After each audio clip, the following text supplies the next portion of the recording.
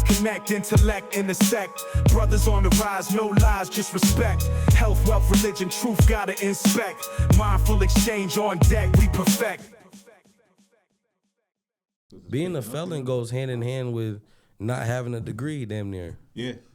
Hand in hand. Yeah. Nigga, all this, you're not gonna get no project manager job. You need a degree. Oh, you trying to be a doctor, nigga? Yeah, yeah, all right, nigga. You know what I'm saying? We had to make sure you went in debt. Yeah. You know If you ain't in debt, you can't get this job. That's what it seemed like, bro. That's what it is. But honest to God, man, applying yourself is the biggest thing. And the nigga went to fucking burn dairy. And I'm not ever knocking a job, but we ain't doing no stupid shit. You know what I mean? Like, that's... Well, a part of the thing, in my opinion, too, is niggas got to put their pride to the side. Because when you fuck up like that and get a felony, you actually do push yourself back. Down the list. Yeah, so for sure. When I came home, I was detailing cars. Cap, the rapper, the ex-hustler. Right. Well-known, popular nigga. So people would come to the dealership I worked at, and I knew him, and I was happy as fuck to be there. Right. Even if I had to detail their car. One lady, I remember detailing her daughter's car so well that she gave me $100 tip. But I was like, nigga, I'm free. Word. I was working for like 13 cents and then 17 cents when I was on outside clearance when I was in prison. So I went from that to, man, I don't give a fuck. I'm free. I get to go home to my crib with my kids and my wife every day. Bed, Simple things in life. Oh, my God. Simple blessings. Yeah. So when you was doing that, did you have a plan in that? Like, oh, yeah. What was your plan, if you can... Was it a year-long plan? Or? So when I was doing that, I was also in Corning Community College for Human Services. So my plan was to work with kids at some point. No, I mean, like, all right, so this nigga had a plan to, like, he had, like, a money plan working here. And I told him, like, nigga, you can't plan for sick kids. You can't plan for tire pops. Yeah. You can't plan for total cars. Yeah. You can't plan for the lights get shut off. Yeah. You can't plan. You didn't plan around rent. You know what I mean? Like, there's so many variables that go into this. I'm gonna make this money here, and and you're not at you're not even at a well-paying job. That I feel like if you're working at Burn Dairy, you gotta need like a 2 to 3 month plan to get out there. Don't they get paid more at like McDonald's than at Burn Dairy, I would assume? Because I think fast food they pay like 17. Yeah, like if I had to start from the bottom, that's what I would do. Like I don't give a fuck. Facts. But I would have an exit plan. Yeah. You know what I mean? You can't, like when I was working at Simmons and Rockwell, that was like my first job out of high school. Yeah. My plan was to go from car washing to car salesman. Yeah. I got promoted, got fired, I went to fucking selling floors, and I was an assistant manager. Yeah. I had an exit plan to go from there. I was at a delivery, and I did delivery probably like 3 jobs in a row. Yeah. Then I went to the oil field, then I went to Kennedy Valve, then I worked for the state, and now I'm driving trucks. Mm-hmm. I had an exit plan every time I went into a job just to, first of all, cover myself, but have a realistic way of approaching my goals. Yeah. So you're saying he didn't really have any. He had a plan, but not like a level up plan. Well, he had a level up plan at a job you can't really level up at. Yeah. You should have a 2 to 3 month plan to rack this bread up so you can at least quit and find some shit that'll put you in a better situation. Yeah. In my mind, because I'm a job nigga. Like, I do jobs. Like, at least until you find the job that you're locked in on. Right. You know what I'm saying? Because to get locked in is a different feeling. Right. You know what I mean? Like, some people never know what it feels like to get a job that this is where I want to be until I retire. Right.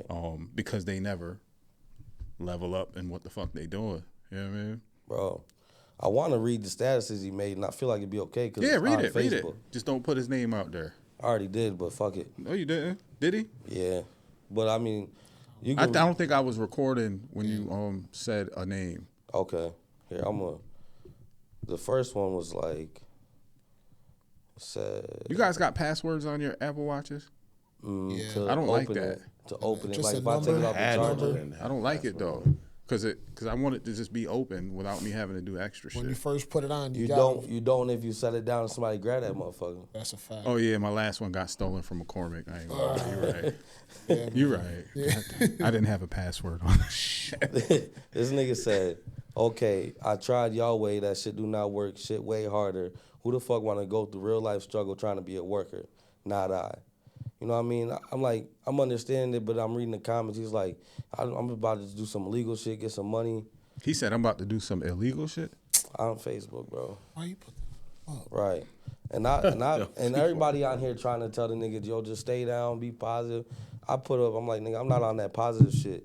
You need to calm this corny shit down, talking about it's hard. Yeah. Either way you go is hard, nigga. Like, either you're going to be in and out of jail in your child's life or you're going to buckle down and tighten up. There's more than burn dairy. Open your eyes, search some better shit. You're going to do some dumb shit for them fast money and long The sad part consequences. is the average motherfucker will not tell a nigga the truth like that. Like, bro. That's what's the benefit of real niggas around you. Your circle got to be Your real. circle got to be real. Bro, you got me tight. There's another one. I mean, you're a product of the 5 people you hang For around sure. with the most. So if you're hanging around individuals who's on that type of time, of course your mind is going to be polluted to thinking that. Yeah, like it's okay to be weak like that. I mean, we all go through weakness, but to get on Facebook, for example, like you said, I don't promote any illegal activities, but how good at it do you think you're going to be if the first thing you do is get on Facebook and say that? You can't. And I pulled up on him and let him know the shit because he made another status that I'm about to read. Gangster. He said, money the only thing that makes me happy, nothing else, only that cheese. Money equals happiness. If you don't have it, you'll be broke and miserable. It sounds like that. I What mean, the fuck? Respectfully, Bro. that sounds like I'm high at the moment. Yeah, yeah. Yo, see, this what I texted my man. I'm like, yo, is he on pills, nigga? Like, No, it sounds he like acting a blunt. I'm in the bipolar. middle of a session, and I'm just freelancing on the Right. book with my time. Like, you know what I'm saying? Like, Right. Can you read that one more time just because I'm baffled right now? He said, money is the only thing that makes me happy, nothing else. Only that cheese. Money equals happiness. If you don't have it, you'll be broke and miserable. So let's analyze this mind frame, separating it from the individual. So this individual has kids or a kid or Let's wait for that because I got, actually, since you asked that. is this individual a parent? Yes. This nigga said, this one girl commented said, don't you have a daughter? She don't make you happy? He said, unfortunately, not more than money. Oh shit! This is where I come in. Oh shit! I said, no. I said, you Jetty, sound like, you all right? That what he just said had me This twisted. nigga scared me for a minute, like he was about You to see grip how I up was and go like, find his nigga. yo. Like, let's go get him. Kid, nigga. my comment was like, nigga, you sound like a hoe. Talking about your daughter don't make, yo, nigga have you tight. It's like talking about your daughter don't make you happy, money don't make you happier than money, nigga. She love you more than money, more than the shit you talking about. She just want a dad. You could be dead broke, she still gonna love you. You can't put her before money. You had money and didn't do shit with it except go to prison, nigga, and lose it. What'd he say after that? He ain't say shit. Damn, that's When, G'd up. when he wrote that post, what do you think was playing in the background? What was he listening to? Oh no, I nigga. think he was probably listening to G Herbo because he posted some G Herbo lyrics right after that. He's whack to me. That nigga said G Herbo. Yeah. I feel you. That nigga said, what you know about praying and still might go to hell. Who's Timestamp that. 1052? I was like, man, shut 11, the. 11. Say 10:59. 1052 on this one. I was like, I find that. I was like, man, shut the fuck up, bro. So this individual said, "What do you know? Say about praying and still going to hell." He said, what do you know about praying and still might go to hell? And it's a G Herbo lyric. So he asked, what type of music you think was playing? I would assume. All right. There's different levels to this shit. I like to dive into the psychology of shit, right? So I'm a nigga that actually came from the bottom. I mean, like nothing. Food stamps. You gotta hide the paper food stamps and, you know, let motherfuckers go ahead of you in line. The lights is turned off. The gas is turned off. No car. You gotta walk everywhere. I'm talking about days we didn't have food in the house. That's why I knew my oldest brother was a hustler because he was providing for our family. My step pops was a crackhead. My first pack I ever had, my mom paid for it so I can serve my step pops so that we can bring the money back in the household because he was spending it with one of my homies that put me on and said, yo, your stepdad is smoking crack. You know what I mean? So to go through some shit like that and still have love for yourself, your people. I'm not saying this individual is that weak, but it sounds like this nigga is a drug addict to me. Like something made you give up on a life that God put in front of you. You have kids, you have a job, you have the ability. You went to prison. What the fuck was you doing in prison? Right. Were you doing drugs in prison? What was up? Like, what was your plan coming home from that shit, or did you not have one? That's the thing. I don't think his people he be around, because I don't be around this nigga. I grew up with the nigga and I got love for him. Love him, but stay away from that Yeah, nigga. I'm never gonna be, and I can't be there. You know what I mean? Like you could be around me. Yeah. I can't be around For you. sure. You know what I mean? Like nigga, I can't put myself in that environment. Yeah. So I pulled up on this nigga, and he talking about a whole lot of shit. I told the nigga, listen, bro, you go down this path, cause he in the crib with 3 boys and 1 girl. He got 1 girl and his girl got 3 boys. How old are the what's the age They like range? 10 plus, maybe 8 plus for So the he's boys. he's the example being set for these Yup. kids. I told him, I'm like, nigga, you the man of this house, bro. I'm like, you don't understand the impact you really bringing. Because if you go down this road, you're going to fuck all they paths up. Mm-hmm. You're going to fuck their whole mindset up. You're going to fuck your daughter mindset up. She's going to be looking for a nigga like you, and you a Yup. fuck nigga. Yup. I'm like, I don't think, and then we got to talking about other niggas' dad that left their life. He's like, I met this nigga, he's so much realer than his son. I'm like, but he was in prison for 13 years. And then he talked about my cousin. I'm like, that nigga was in prison for 9 years. His kids ain't really shit neither. And I'm like, where your daddy at? And he said, who knows? I'm like, exactly. Oh, damn, timestamp that. Damn. I'm like, 1350 on this one. I'm like, That was 50, 53. Write this shit down. yeah. I'm like, so you gonna walk down that path, and then how you think you gonna feel about yourself in the end? Because you might be thinking about this shit right now, but deep down in your heart, nigga, I know who raised you. I know how you was raised. You gonna be fucked up. Yeah. You gonna at the end of this shit, that shit gonna hurt your soul, nigga. And ain't no coming back from that. All that money you got, you cannot buy time back. You can't buy time to increase your life.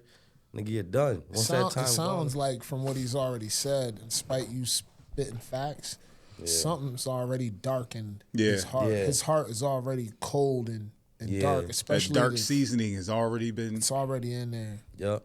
So I just tried to do my part. You know what I mean? Because I got love for you. I know the niggas you around don't talk like me. So I'm going to just say what I can say. Hopefully a nigga can fill in the gaps where I left. You know what I mean? Yeah. But I'm going to say what I can say, man. Pray for them babies, man. I'm going to tell y'all one more Because thing. a grown-up nigga that gives up, yeah, you deserve help. But if you give up and you have kids watching you, then I'll throw you overboard, my nigga. Nigga, Get you the fuck deserve out what of the here. fuck you get. I'm going to help them kids Oh, God. as much as I can. But, you know, I've had weak points in my life where I needed help. And because I accepted help, I received it. Yeah. It sounds like he shut himself off from receiving help from anybody. Right. Only help I can give you is advice at this point. Yeah. So I'm not putting money in hand. Yeah. You're not using me as a reference. Yeah. I could send you jobs and shit, but there's not jobs I worked at that my name's Fuck good at. no. You just gonna have to find your way. Have you looking crazy. Yeah, they ain't going. When you ain't got no job, your job is looking for a job. Yeah. That's the way I always. And that shit is a job. When you that shit actually is looking a for a job, job. you gotta do the resumes and all this extra You gotta shit. call 3-4 times, wait for they call back, and them telling you, we just getting around. We got a couple more things to look at. Now you gonna go through the runaround the whole time. Damn. Yo, let's pray for him and them kids. We'll see what happens in 2026. Yes, sir. We'll have this Yeah. conversation in 3 to 6 months and like do told an it. update. I told a nigga if he wants a CDL, nigga, I'll pay for your tests. They only like $5. You know what I'm saying? Ain't no crazy. Shit, nigga, the motivation is enough. Yeah, Like, I you know what sent mean? him the study package. Said, nigga, you study that. Let me know when you're ready. We'll go down there together, nigga. I'll pay for that shit. Don't even worry about Oh, it. that's love right Well, one of there. y'all do me a favor so we can, I want to talk about the shit with Trump. Which one? The Venezuela shit? Or big See how shit. I didn't say anything about what I was talking about? I just wanted to see if niggas was on it. Yo, I heard about it, but I didn't dive into it. I'll be honest. Y'all gonna have to put me on. I know we bombed somebody. Venezuela. Venezuela. So took basically, the president they- and his wife. Trump sent them niggas in to take the president and his wife. Now they captive, probably in New York Prisoners, by now. prisoners said of that. war. Motherfuckers in Venezuela happy about that shit. Though. Yeah. Wait, what's going on in Venezuela? Why we do that? So you know how there's Oil. always multiple layers to shit, right? So from what I've seen is under the guise of that president was never an official president. He was self-appointed, and he works with the cartels, and they launder money using oil. Is it Venezuela MS-13? Yeah, I think Venezuela and what's the other one? El Salvador. El Salvador. El Salvador, I think, was more MS-13. Yeah. But they're laundering They are a money with cartel, oil. though. So Oh, so we want that oil. Yes, sir. that's how you sum it up. That's what you said, Venezuela right? is the Venezuela is So we is smack approving. that. We smack you up because we bullies. Liz said, "This doesn't sound like," because they were bombing those drug boats. Yeah, Remember? I remember for the that. last couple months. Well, Yes. remember that first drug boat that they said they didn't know what was on that motherfucker. It was And just some niggas fishermen. fishing. Some Word! fishermen. Facts. Oh, that's fine. Facts. They even showed the video. So Liz said the other day, she said, it doesn't sound like this is about drugs. Because when Trump was on the news explaining the holding the president captive, all he was talking about was oil and how we were going to put a new infrastructure in Venezuela so they can benefit from the oil there. And we're going to run Venezuela until someone else can run Venezuela. Like, that shit ain't about no sound like motherfucking... code. Yeah. Sound like cold. Venezuela has the largest proven oil reserves. Well, I can't say we. America's fucked up. So if have the gas other prices start goods going and down, shit, we know too. what happened. Yeah, they got natural shit. Yeah, a lot of other natural. I drive an resources. SUV. I'm kind of hoping them gas prices go I'm down. gonna keep an eye on the gas prices. If they start going down, that's what happened. Yo, Oh God. one of y'all want to Google the Venezuela president being held captive? He's in New York right now. He is in New York. Him and his wife. I seen. Was that shit real with the nigga in the Nike tech? I didn't see that. What was that? That was the president. They had a picture of the nigga No that way. they got captured in the Nike tech. Yeah. But I also seen some other shit too where he was just like in a blue shirt. And It was all probably type the of blue shit. shirt that was real. Yeah. But was probably Nike, the blue I guess Nike Yo, I'm stock starting- went up crazy after that I'm shit. starting to I'm not sure, like man. AI though because of shit like that. Like, man, fuck Bro, that I'm on shit. YouTube. I use AI for informational purposes only. I hate when I'm Not on for the YouTube fake looking shit. for like real Oh shit. shoot! I see him with the Nike Tech. on. Yeah. Let me see. Some great shit. That shit. Yeah, the low-key great fire. Get the shit. fuck out of here. Put the camera on Quest, see if we can zoom in on it. But then you seen him Son with got mad some different sunglasses. shit in his hands and all types of shit, nigga. Put that up real quick. Oh, hold on. oh, I'm that's gonna the zoom bright. in real quick. Hold up. You got the sunglasses on and Get the fuck out of here, dude. I won't go no further than that. Good.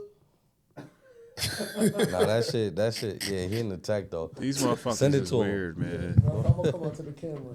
This is crazy.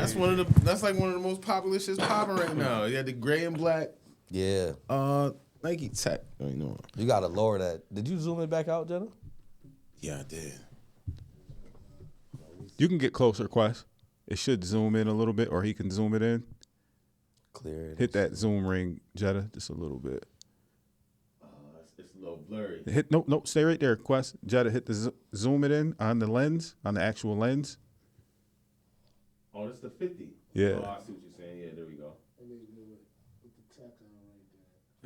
Niggas ain't shit.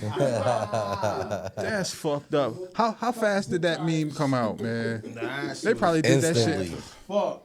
Nigga, that's the first photo I seen.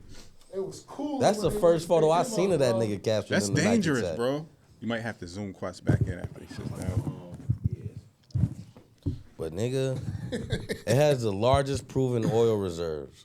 And you mean to tell me what they said? And plus they said, until we find a fit person, we will be running Venezuela. What the fuck? They gonna make a pipeline under that ocean straight to America. Nigga, hey. And listen though, I don't. So is I that gangster? Do we respect that, or is it like? Remember, that's what we was talking about when we was voting. Like I was saying, yo, he's a gangster. Yeah. We rather have a sleepy elderly man at the wheel Yeah. or a gangster. Yeah. See, I'll this, take the this is the gangster. problem now, cause I take the gangster. you say that, but your son just went to the motherfucking army. Or the armed forces. My son just turned 18, nigga. I My ain't man ready just for went this to the shit. armed forces. As long Bro, as he that flies, shit pissed me drones, off. we good. That shit pissed me off because you know what's gonna happen now. It's a war now. Well, no, maybe not because they happy about what the fuck happened. So I hope that was just some straight gangster Well, shit. think about it like think this it though. was. So what I read was that president wasn't an official president. Like he was appointed through gangster means. Right, he's damn near a tyrant. Yeah, he wasn't like he didn't go through the Voting process. the democratic process of voting and the people putting him in office, Are they and democracy he's over tied to the cartels. So if he's getting all his money from cartels and our president was accurate about that, then I don't really mind. the gangster approach, because how can you be diplomatic with a gangster? You got to be gangster with a gangster. Yeah. That's just real shit. That's what how Trump that's did. supposed to go. And they said they gave him opportunities to leave office, and they were saying he could have been somewhere else living the high life and chilling, but he chose to push back and play games.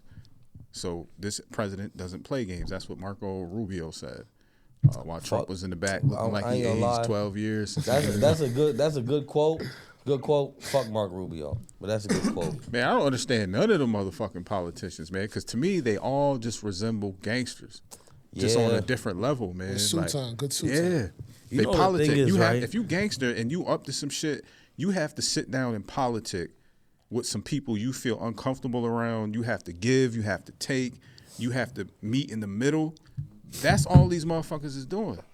But they're gangsters of our lives. Yeah.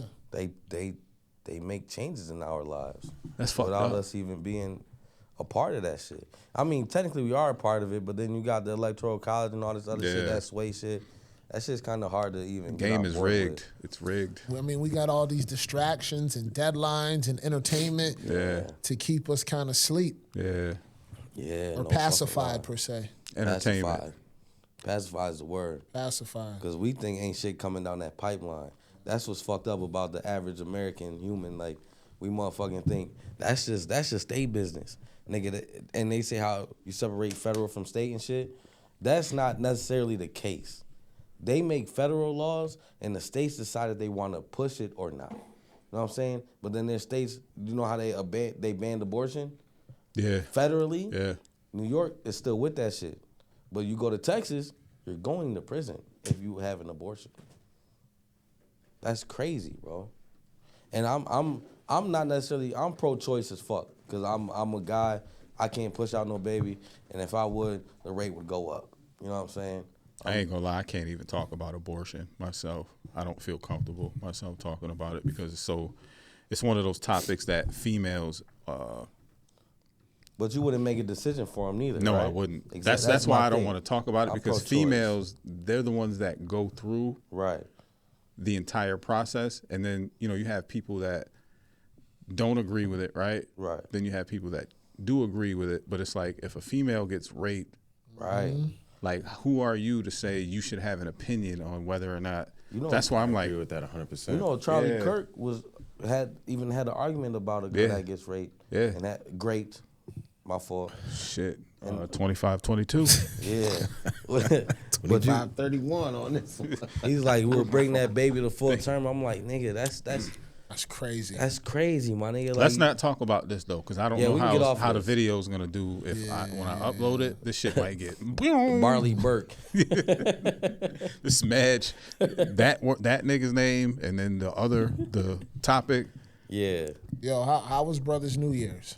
Oh, it was Mine great, was great, man. It was great. I didn't see the ball drop, but when I woke up the next day, I was happy. You got any resolutions or any goals? Remember last week, my goal is just to make good progressive decisions. Like, I'm not trying to change myself. Yeah, that's right. I'm trying to change my circumstances. Yeah, And I've been trying that for the last 6-7 years, so I'm just stay with that, and it's been working. So I'm gonna stay on that route. how about yourself? It was good. I seen the ball drop. Did murder mystery with my family. Where'd you watch the ball drop? At my brother and sister-in-law's crib. NYC ball. And yeah, I think so. Do you guys watch the Anderson Cooper and what the fuck is the other dude's name? Liz watches this shit every year. So it's like they do the ball leading up to the ball drop, and they be drinking and shit. Anderson Cooper, and I feel bad because I know the other dude's name, and he's funny as hell too.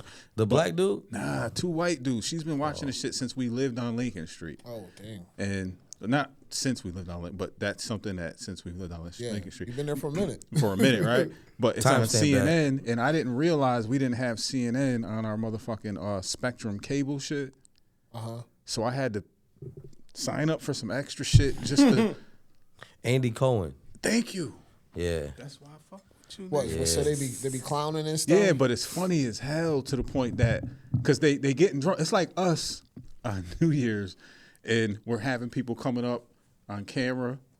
Talking to us while we sipping and just getting loose. I think I did see that. I think I didn't see it this year, but I've seen it before. They're funny as fuck, Yeah. and they're not scripted, and they're really They're really drunk. So it's like to see that them being normal and their CNN figures, you know what I mean? Oh, okay. It's pretty funny, but my whole thing was like, she wanted to watch it, and I was trying to set it up for her, and then I realized we didn't have CNN, so I spent like an hour and a half trying to finesse a way to get fucking CNN. Was you sipping at the time? Nah, not at that point. Okay. I'm glad I wasn't, because I wouldn't have figured that shit out, Right. bro. Yeah, that's what I was asking. Because I didn't even know we didn't have I'd gave that CNN. motherfucker up. I'm like, man, Nigga. YouTube, that shit. Yo. YouTube, that shit. YouTube. Shit. I tried on YouTube, but when you go to YouTube, it says you have to purchase the app. Oh, that's Damn. wild. So what I ended up doing was getting a 1 week free subscription Right. with a sign up, Yeah. and I gotta cancel that shit on the 7th. You know so what I you don't do, get right? charged. This is what I I learned. probably got some notifications from CNN right You can now. cancel it right away.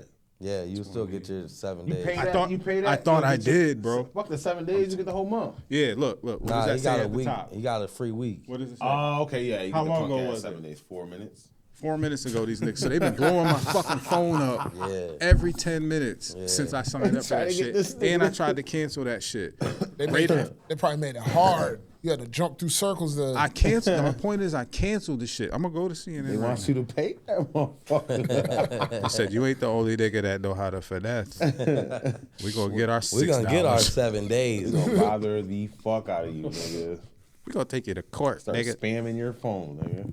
Good New Year's though, Quest. Yeah. It was good. It was fun, man. I mean, at 10:30, I started to look at the clock like, man, I'm ready to go home, man. I ain't bad, nigga. That's Yeah, why I ain't bro. going nowhere on New Year's. Cause, okay, if you go to somebody else's crib on New Year's, right?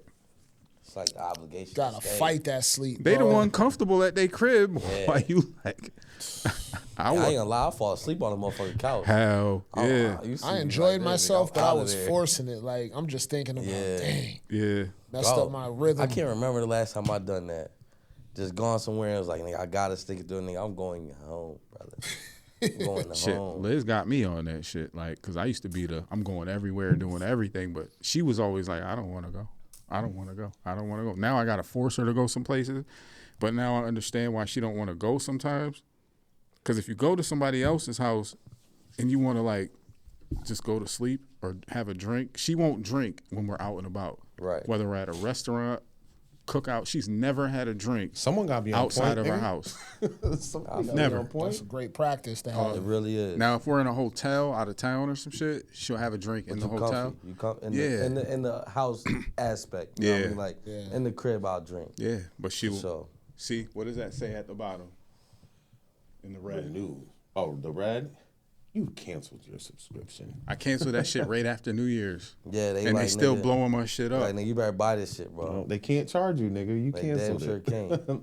Send Damn all sure the can't. fucking notifications you want, nigga. Fuck this phone. How was your New Year's, Jetta? Or did you say your New Year's? How your New Year's was? That's what you here for, nigga. I don't remember much. How was your New Year's, huh? It was good. Me and Liz just chilled. The kids came over. I had Juliet sip a little champagne. Took a drink with Tone. Deshaun was at his girl's crib. We had fun. I picked on everybody. Same shorty? Deshaun? Yeah. Yeah, they up and down. They Hey, that's young, whatever it is. so on New Year's they was up. Now they down. So Oh, it's the 4th. yeah, so All right.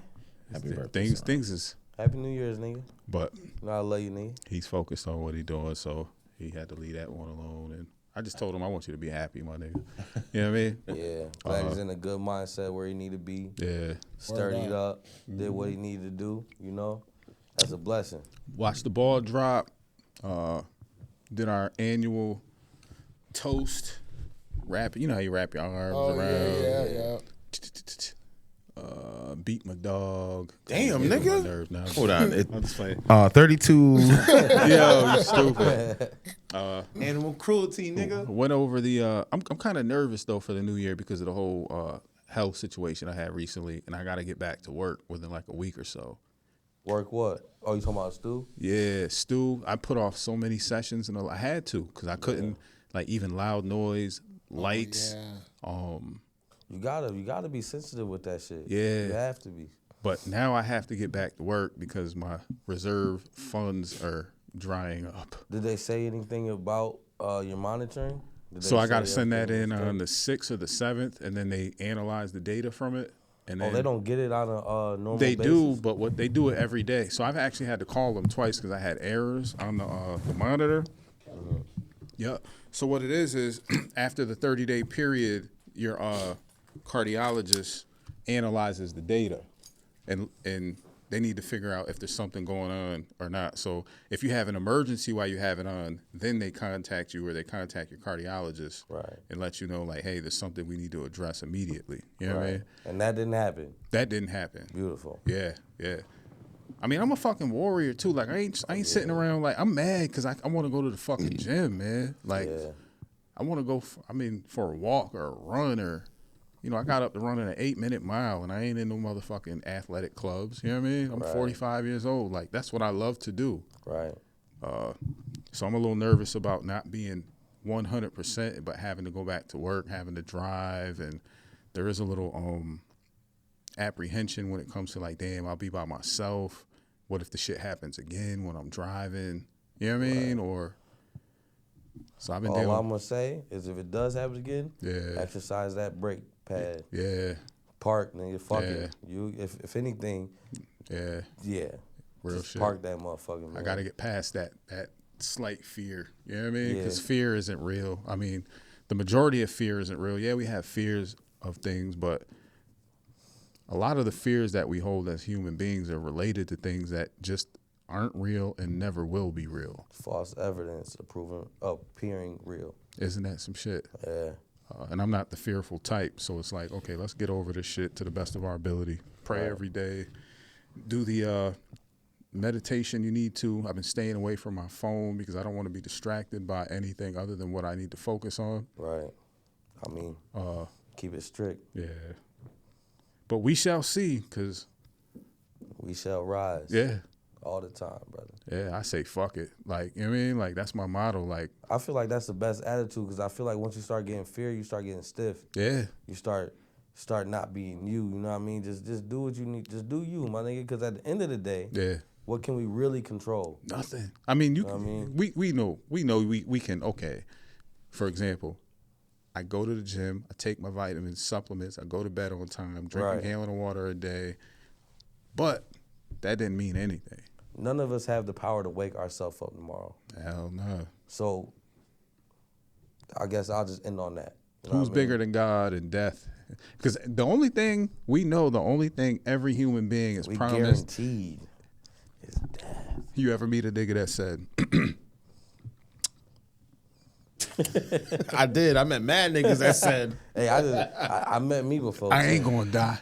I never met a nigga like that. Never. And I don't ever want to. Yeah. Because then I'm going to get the fuck away from you. Yeah. Nigga. You probably worshiping the devil or some crazy shit, man. Like, you know what else my man said when we was talking about them statuses? What? He said, I don't care if I got to do 25. Wait. Stay away from that. Yeah. He's 27. I almost said we should bring this nigga down here on the pod, right? I'm not but guess what? To it. Fuck no. I'm with you. Because I don't. Because the dumb shit, I'll shit. fuck around and put my hands on it. Nigga, I told man. Lex that. I told Lex, I'm like, listen. Yeah. She was like, you should bring him around you. And I'm like, see, the thing is, because I got another homie that did 27 years off a body. You know what I'm saying? And he's living good. I'm like, listen. I'm gonna tell you right now, them niggas don't want to hear that shit. Nah, son. I'm like, they all for helping the motherfucker. Yeah. But this nigga, I'm gonna tell him about him, then he's gonna go way beyond what I told him. Because it's like, if you know what I bring mean? poison if you put poison in a motherfucker drinking water, everybody that drinks it is gonna die. It's all fucked over, you know what I mean? So, sometimes people are just too far gone, and you can be hopeful for them. But sometimes if a motherfucker don't want any help, there's nothing you can do about it, man. that's why I shared what y'all shared with me with his ass. I'm not gonna bring him in this inner circle and have him say some off the wall shit. And y'all niggas look at me like, nigga, why the fuck is this nigga here? Well, I think we would understand why you would bring anybody for the same reason why any of us would bring anybody here. But we would have that talk with you like, Don't do that shit again. Don't bring that nigga back. Right. And I know, and I have enough wherewithal to dodge that conversation. Yeah. I'm not bringing no nigga like this down here. Damn. Because nigga, who can help a nigga like that? Yeah. You know what I mean? I did what I could do just because I got love for him. Yeah. Y'all don't know him. Some people just be Y'all stuck not in gonna- their ways, man. I'm telling you, I leave There's no motherfuckers help. alone. I leave motherfuckers alone. Quick, real quick. Click it, nigga. This one? Ooh. Yeah, because you was talking. Yeah, but I was done. But a nigga, What'd you say though? What'd you say? You Nah, had I a good just say point. some niggas do be stuck in their ways. There's not really anything that you can say to them. You can give them all the Right. advice in the fucking world, man, and they still not gonna switch. So what does stuck in your ways look like? Like somebody being stuck in their ways. That's a good You a segue. hard-headed, the stubborn nigga talking bitch. about money's over. I put money over my daughter type shit. So Yo. you grew up loving money so fucking much. You've had a kid, and now you can't change your ways to provide for your kid. You still just worried about getting this motherfucking money. You would Regardless- think the nigga had multi-billions, not even millions, like, Right. to fall in love with money that much. Right. Like, how much money? You ain't mean even- to tell me I a was couple dead ass. $1,000 made you feel like?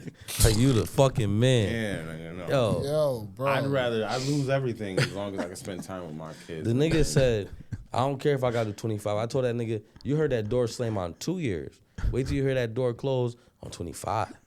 That shit gonna echo for your whole first year, nigga. So You fucked He want to go up. to jail, nigga. He like fucking niggas, I guess. I don't know who that Something nigga going is. on, man. You want to go to jail for, nigga? I'm saying. Because think about it like this. Not only may he not feel bad about being intimate with the same sex,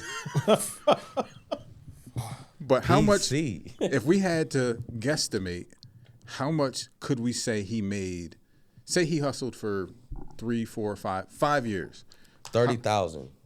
So how much profit did he make in 5 years hustling? Profit? Like 17,000. All right. We was breaking this down when I pulled up on him because I had to make sure that we talk about every fucking All thing. right. So we'll triple that and say about 50,000. Yeah. Right? Nigga, you do 25 years, nigga, for $50,000, bro.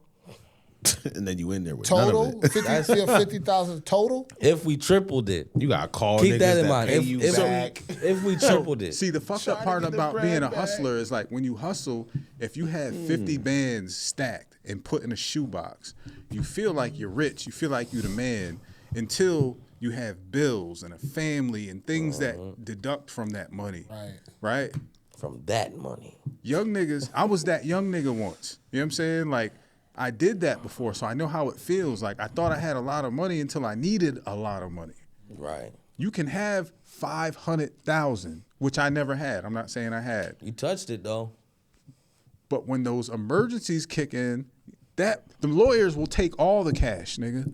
They don't care if you got a job or not. As long as you can pay them, nigga, they'll take all your motherfucking money. Then by the time you get out from doing that bid, you end up with how much does he have now? Burn dairy. 0. Said burn dairy. And he just I got some good ass Yo, sandwiches. bro, I ain't gonna lie. I've been talking about this with my homies and shit. I just didn't get the feedback I wanted, right? That's crazy. So this nigga, he just lost his job at Burn Dairy, For what? threatening the motherfuckers and shit, right? And mind you, the lady he threatened, I got love for. That's my homie's mom that I've been. Did she work at Burned Area? Yeah, she a little above him, Yeah. but she said. So the nigga venting to his coworker. She come out like, yo, what's going on? And he tell her what he venting about, and it's about her. You know what I'm saying? Right. And then after that, he's like, out of respect for your kids, I'll never disrespect you. I'm like, so that sounds like you itching to disrespect the motherfucker. Yo. In my mind, that sounds like you waiting to say some So off was the she? wall Is shit. she like a supervisor or a manager or something? like shift leader? And was he complaining about work-related things? I don't know, but he made a status addressing her sons that I know who grew up as kickboxers, both of them, and her nigga that I don't know very well, but he's like, so-and-so got to see me or get so-and-so if that's your man, 'cause I'm about to spit in his bitch face. Oh, wow. I call this nigga instantly. I'm like, yo, bro. Why are you putting this stuff on Facebook? And mind you, he didn't do nothing. This is why I said earlier, it sounds like this individual is on drugs. Yeah. Or maybe I just don't understand that I mean, I've seen it throughout the years, people who air out that type of stuff on the book, and it's like, why are you putting this on? Don't. I mean, not to say that say that don't every nobody time. care, but really nobody care, bro. Your answer ain't coming from the book. Yeah. It's not coming from the book. Maybe people don't see people as much as they used to. Because, like, back in the day, like, when you said shit or threw it in the air, you eventually had to address it when somebody seen you. Yeah. Because it sounds like people just don't run into each other. Because somebody like that, like, you threatening motherfuckers, like... You know the problem with this situation, though? This is at Burnderry. Everybody knows this is at Burnderry. Damn. Her sons know this is at Burnderry. Damn. So I called Zach. I'm like, bro, you gotta chill. You dealing with the wrong niggas. Like, you gonna bring some good niggas out of their cut. 43. Damn. I'm like, yo, you gotta chill. You about to bring some good niggas out the cut that don't be involved in shit. And you dealing with their moms, right? And 2 minutes in this conversation, her young son called me. Bang. I'm like, yo, what up? Like, yo, what's so-and-so's number? I'm like, yo, bro, I'm on the phone with him right now. Let me talk to this nigga, please. Let me just holler at this nigga. Let me let him calm down. Call him back. I'm like, yo, you gotta leave. He's like, I can't be without a job. And I'm a nigga, if you working at Burn Dairy, you can go work at A+. You can go work at Dollar General. You can go work at Sub Shop, Pudgy's, all that shit. You know what I mean? I'm just listening it off to him. He's like, all right, I'm about to leave. You right and all that shit. As soon as we get off that phone call, her older son called me. He's like, yo, who the fuck is this? I'll beat this nigga up. And mind you, he got a gun license. And I'm not saying use it, but you're dealing with this nigga's mom. Right. You know what I'm saying? This is a whole different issue. You can call a nigga and do whatever to a nigga, but you're not gonna do that to his mom. So can we take this back to when we were talking about individuals feeling like felonies prevent them from It's not getting the and felony retaining now, right? jobs. I think right now we're talking about an individual that doesn't want anything in life. Right. Because Like, now there it's is above no the felony. My nigga, like, how you have a felony and you don't know that you should be walking on eggshells until you elevate from that position. Literally. You put yourself in that position. I say that because I've been there. Right. I know what it feels like to have to work somewhere and like, damn, I'm the nigga at the job that just got out of prison, you know, but I went above and beyond to help. Right. To the point that every time I needed a reference from a previous job, I would put in my 2-week notice. I would get a good reference. Never had any issues getting the next job based on the input that I had at the jobs I had. How the fuck do you go to a job and you're threatening or attempting to get in some shit with somebody in a higher position at that job, expecting to benefit in the future from that? You're on fucking drugs. Yeah. Either that or you have mental health issues that you need to be addressed. That's what I was leaning towards too. Yeah. Because when I was talking to Lex, I'm like, this nigga has some deficiencies. Yeah. There's literally no way around it at this point. Yeah. Because you lose it every little thing. It's never something that happens to him that's like, you gotta react like that. There's never not one thing that you have to react the way he reacts. But let me put you on to something. He was in prison, right? Mm-hmm. He wasn't doing that in prison or else he wouldn't be here now. Hell no. He was very well behaved. That's one of the most respectful places to He was be. on point. He probably didn't have access to whatever he's consuming now, whether it be alcohol, weed, drugs. Right. And there's a bunch of gangsters around that'll knife you down. Right. I don't know, man. And mind you, the nigga wasn't like this growing up. That's what's irritating me the most. That's why I keep bringing his attention. Zach, you 4610. yo, I see this. Nigga, I'm running out of boardroom. This how much it annoys me. Let's I'm talk like, about something else. Yeah. Quest, you got any health news for us? What are you thinking, man? How you been feeling lately? I gotta get good, back man. into the gym. I can take any Side note, advice. I had a game today, right? You play every Sunday? Every Sunday. Yeah, shit. so I You wasn't, yourself? Yeah. Okay. Yeah, in the 'Cause 30 you and up coaching, league. right? No, I'm playing in the 30 and up league. But you coaching the kids? I'm coaching the kids too. I Right. coached them on Saturday Saturday. morning. So we had our first game and that was fun. That was cute. You know what I'm saying? I love them kids, man. Yeah. You know, them cute Yeah. little shy Beautiful little. thing. Yeah, it's beautiful with my grandson and all that. And Tom is assisting me. You know what I mean? And we having a good time, man. You and Tom go way back, like motherfucking. Way back. When I walked in, he said, "What up?" And I seen you, but you was in that mode. Oh yeah. Yeah. So and my son playing, Zion playing. So I was like, let me just go over here and let the nigga coach. You know what I mean? It was tough, man. Yeah, it was because that was the first time I'm even meeting the kids. That was the First time, yeah. So Damn. so we're about to have our first practice, but needless to say, it was so fun. It was so cute seeing them play, and Is that at City of Light yeah, or at the Y? At the Y. yeah. Through City of Light, or Yeah. And I got the youngest team. So my daughter was there yesterday. Maybe it was a different time though. She was with her grandfather. They had a different. It was age yesterday. playing. Yeah, different, yeah, they have different age groups. Yeah. But I have the youngest team from what I've seen. What age group is that? It's the Pee-wees. Yeah. But my Pee-wees are very young and inexperienced Pee-wees. Like, they're small. So innocent. So innocent, man. And I just can't wait to get with them and just have fun with them and just teach them how to dribble, how to shoot, and how to catch. That's all we doing all year long. That's it. I don't care. I miss that about shit so nothing much, else, man. Yo, this is what pisses me off. These coaches don't know how to coach kids, cause they're teaching these motherfuckers like they are in high school or something. You gotta teach base level. Catch, You know, a lot of the coaches that never really, it's the coaches that, in my opinion, that never really played. If you never played that sport from bottom up, not to say you're not qualified to teach it, but if you never played it when you were a little ass kid, you don't understand the psychology of a little ass kid playing that sport. So you're looking at it like they're a teenager or somebody that's teachable like an adult. Like, nah, them kids need to learn how to just listen to the coach, to respect the player that's on their team. You know what I mean? Right. And keeping in mind, it was a reminder of how frantic the game truly is for their little minds. And they're just developing them, still. It's a lot. Yeah, it really is a lot. It can be traumatic too for some kids, like if they're not led properly. You know what I mean? Yeah, I'm gonna lead them babies though. You know what I'm saying? But I had a game today and I wasn't supposed to play because I tweaked my back in the gym. What were you doing when you did that? Bent over, seated rows. Shit. On How the you machine. do that? I can't wait. Just you know what I'm saying? Like I aggravated my back on the machine, but I hurt my back 2 games ago.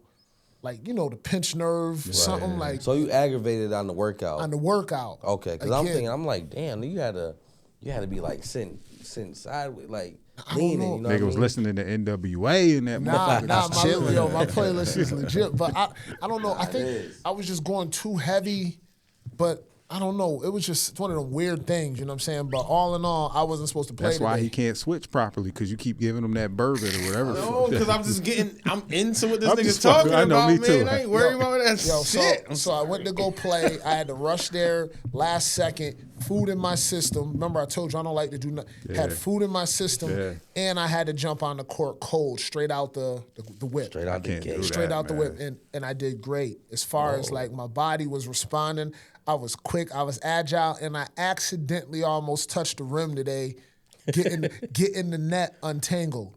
Oh.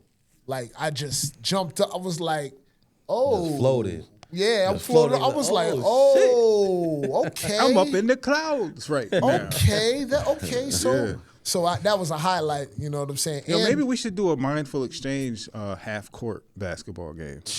I'm with it. But you got to take it easy on niggas, though. I'm gonna tell you right man, now. You I like don't even- 4 years ahead of all of Bro, us. so I don't 4 even get years. down like that. Or maybe man. we'll just have you Listen. ref. Nah, I'm I playing. play- A game of 20.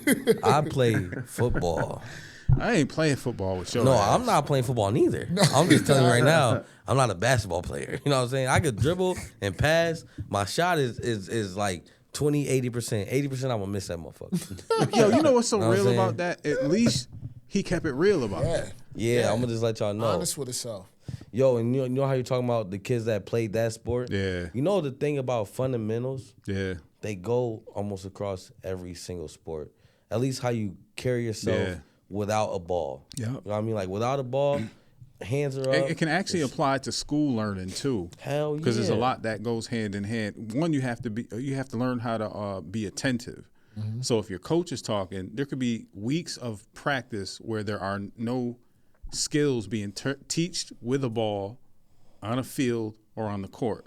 You have to listen to your coach, because if you're not coachable, It's over to begin there is with. no superstar that is uncoachable. Facts. It just doesn't happen like that. Facts. Those are the ones we hear the stories about. Yeah, what you could have been. Yeah, yeah. Real shit. But these babies, man, just seeing you don't realize as an adult how much you're actually doing in that game. Yeah. But the looking around, the trying to get open, trying to set a pick, trying to get a good pass, you know what I mean? You can pass the ball, but trying to get a good pass, a good shot, play good defense, you got to do a lot of intricate shit that I know a little mind's not thinking about. Not at all, bro. That frantic shit happens. 5. I mean, these kids is 5. Like, it's a culture shock. Yo, these kids ain't been on a basketball court. Ever. So you literally have to... And 5 people on the court is too many. On each team on a half court little. I agree. And it's, you know, uncoordinated and frantic and spontaneous as they are. I mean, it's almost like you just got to sit back, laugh. They're innocent. Yeah, and joke with They're them. the beginning. Just, the crazy part for me, hearing you guys talk about this, is because, you know, I coached my kids' basketball teams when they were young, right? All the kids that I coached when they were little, you know, and now we're 20 years damn near later and seeing all these kids grown. So a lot of the kids that I've had, a lot of them in the studio or they just know me. You know what I mean? Parents. It's crazy where life takes you and what they get from you being a coach. Oh, yeah. They don't forget any of that shit. Yeah. You get the most love as a coach. Yeah. Like, even more than a school teacher. Yeah. No, it's funny you say that because when I helped out Melbo a couple of seasons, and when the kids were around 10, 11, and, you know, they always show me the utmost love and respect because that time that I give them, like, I treat them like they mine. They'll make a motherfucker parents feel some kind of way about the way their kids treat the coach because the kids will love the coach and listen to him, but they won't listen to the parent. Right. Especially if it's a single mom. Not to be funny, but it's just real talk. When there's a man around and they respect the man, they adhere. If you respect the man, you can't disrespect the woman. You goddamn right. But you know what a coach's version of whooping the kid's ass is? Get on that line. Fuck. Get on that line and you running. You running for 30 minutes. You're done. Nigga, I remember one time I was in high school, right, playing football there. I was playing with this nigga. I was playing with the team, and this nigga named Kasim, the coach made him run around the whole. Y'all been to EFA? Y'all know where the upper field is? Yeah. You know where the behind the field is? Yeah. He made him run all of that shit. Yeah. I remember when they ain't have the behind the field. I remember that. This nigga just wouldn't shut the fuck up during practice. He was like, run. He said, stop when I tell you to stop. And we did the whole practice. He would have got his ass whooped. And he stopped when he said, bring it in. I was like, yo, like you couldn't be me. I ain't lie, I'm too disrespectful for that. You know what I'm saying? Like I'll do a couple lessons. I'm like, yo, coach, come on, bro. You know how gangster my coaches were? Twilliger and Coach Fessage. Coach Twilliger was that motherfucker, man. They used to get in practice with us. Yep. So you know how when you return and your conditioning is off, and for that first week or so, they're conditioning you, right? Them niggas would get out there and be playing defense, running around you. And so we was young. We thought we was the shit. But they're sitting there outrunning us. Yeah. They're defending the fuck out of us. And Twilliger apologized to me over the summer. For what? Cutting this summer? Nah, for how bad he was, he did, like how hard on us he was. I didn't want to say cutting you like on some funny shit, but I didn't know why. Because I told him, I was like, thank you, because I only played 1 year. Yeah, he was brutal. Like I only needed that. Like everything I learned in that 1 year. I say that because you were probably the most dangerous nigga on the court. Y'all talking about Tom, kids. Right? Tom? Yep. He was y'all coach. He was my gym teacher. Ooh. I think he was as brutal as a gym teacher. They were like military. They were like military coaches. Bro. To the point that. But they believed in you like a motherfucker, though. You know what I mean? They was like, nigga, you got it. Yeah. But you're not gonna waste your bullshit. I remember here. P came to tryouts once, right? That nigga said, I am not coming back, nigga. And P was nice too. He was the right-handed nigga that was nice with his left hand. Yeah, he got a smooth. You automatically nice then. If you got that left hand down, and it tricked you. Above a little. He was like ambidextrous somewhat, but his left hand was his go-to. He was a right-hand nigga, but his left hand was his go-to. Yo, he was a slithery player. Yeah. Like he had a weird off-tempo game. Like I remember that. Like I respected that. You can't really adjust to it because you don't expect it. You can't. After one practice, had a running nice little floater. And you couldn't stop that shit. Yeah. Both. Like he just couldn't stop it. He'd get through and He wasn't a some shooter, shit. but he would get to the basket Yeah. Right. easy. Which that was a game back then, though. Yeah. Basketball was a game. And he wasn't ever really tall, so he was good at what he did. But the whole point was, like, he came to that fucking conditioning for one day and said, I ain't coming back. I'm good. Because they broke us down. Nah, but he apologized because he thought he was so hard. I was like, nah, we needed that. I was like, yo, you taught me how to work hard. Yeah. Like I carried that over in every aspect of my life, man. Like, I appreciate that. But he really was, like, we sat and we talked, man. We talked for about a good 15. Bro, He's softer now, ain't he? Yeah, he's soft. way softer. He's been in the Y multiple times when we've been in there working out, right? He's come up to me mad times and said, God damn, you still got it. Like, look at you. You're fucking strong and you're doing all these goddamn pull-ups and this weight and you're running and you're doing this. And I'm like, yeah, you know where it started at. Like, you know, you trained us well. You know what I mean? Yeah, and you see the pride in his face, Yeah, man. he was so like, prideful, man. He almost was in tears, bro. Yeah, 'cause my dad didn't do that shit. It was the coaches that I had. Yeah. Word. And Fessage, I don't know where he's at now, but he was even more brutal than Twilliger. Really? But he was, I mean, I don't say brutal in a military coaching sense. I mean, like, he's probably a little bit younger than Twilliger, so it was easier for him to get on the court with us and literally run you down. Got you. I ain't gonna lie, I think Twiller's the OG of Elmira with this coaching. Yeah. Shit like that. That nigga does not play, bro. Yeah. And he knew my mom, nigga. You know how hard it was to get around that motherfucker, man? Bro. He couldn't do much of nothing. And he didn't give a fuck. Coaching, very important. We all need it. Sounds like you're a coach to this no-name individual. Well, I just, like I said, I take what y'all niggas give me, man. Like, For sure. I just try to pass the message. Like, I don't want to, because when I'm talking to him, I don't want to feel like, because, you know, y'all are my coaches, you know what I mean? But y'all are. You do realize that you coach us as well, too. Yeah, man. Because we wouldn't be able to tap into the younger demographic if we weren't open to receiving information.